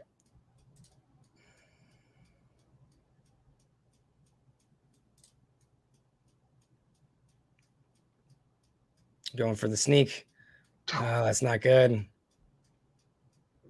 Jeez, come on.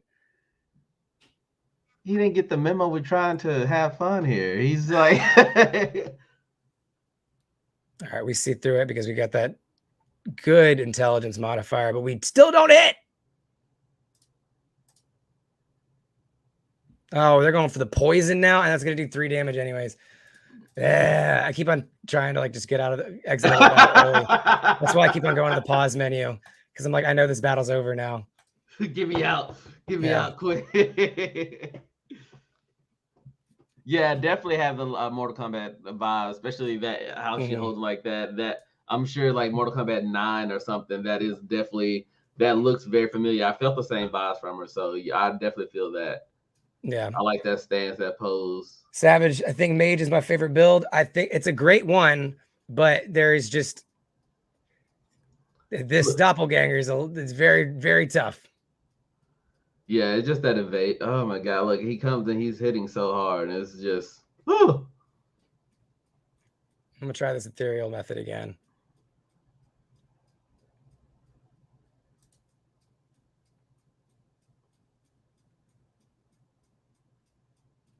Might try to see if I can go get like a rare weapon for this one or something. Okay, we finally hit something. Thank you. God, it feel like been forever. Jesus. Right. Now we gotta try to double hit again. Come on, give me what I need. Give me what I need. Oh, that's not what I need. That is exactly not what you needed. And he just jumps in. Yeah, just one little backhand there.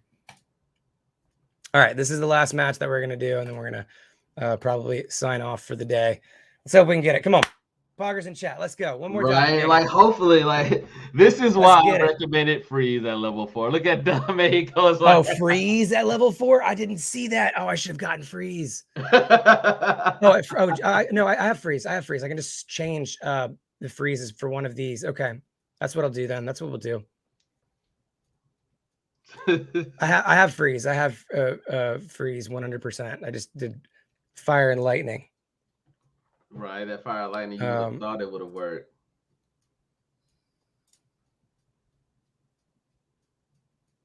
Let's get ethereal. Don't hit me again. Don't. It's like he like just gutted you. He literally just. Okay, let's try that freeze and see if that helps us any. Oh, even though if we have chill. Yeah. Go and see. Go make sure. Go double check. Yeah, but chill. I do have it. I remember this one now. So I have it as one of the elementalists. You have freeze. Oh, I have chill. Freeze is the other one. You have, yeah. Target becomes stunned.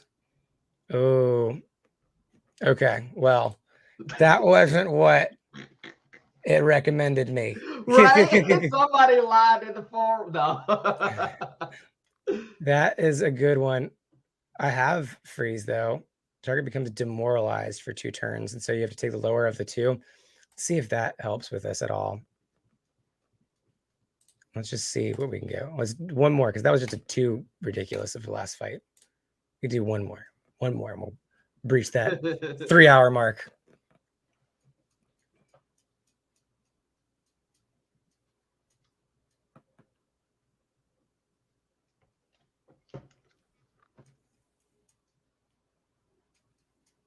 Yeah, there's different build variation for mages, definitely. I could definitely see it, like I said, especially once you get there. Is there a respecking feature on here, or is it just getting a whole new character?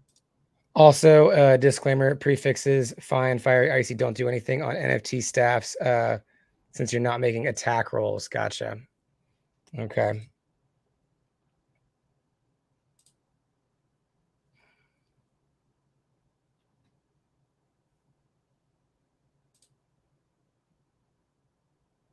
Yeah. We like that. Demoralize you. Be demoralized. Thank you. 10. Here we go. Nice. Oh, nice. Yeah. Missed both of them. Fire and ice. Come on. Oh, come on. Come on, fire.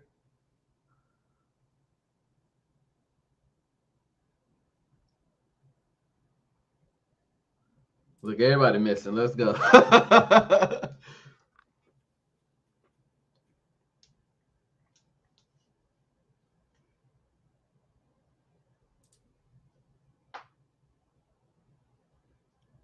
Oh, come on. Wow, 1.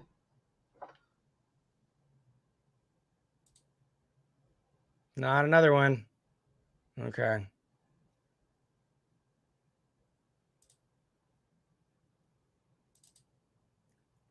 $19. That should be enough to Nice. hit. Oh, that should be enough to Look, see you him. need to Okay, hit 4. 19. Crit. 26. Woo! Yes, yes. There we go. Jeez. Oh my goodness. What That's a how last you end off match. right there. That is how you do it. That is absolutely how you do it. We got a little bronze circlet here, which does absolutely nothing, but it's there. It is there. Right. Poggers in chat, y'all. What an awesome roll there for that last one. Yeah, that'll about do it for this stream, man. Thank you so much, Frisky, for hanging out with us today, going over Cryptofights in detail. Hope you enjoyed your time here. And yeah, if anybody, if they want, if anyone wants to catch you anywhere else, where should they find you?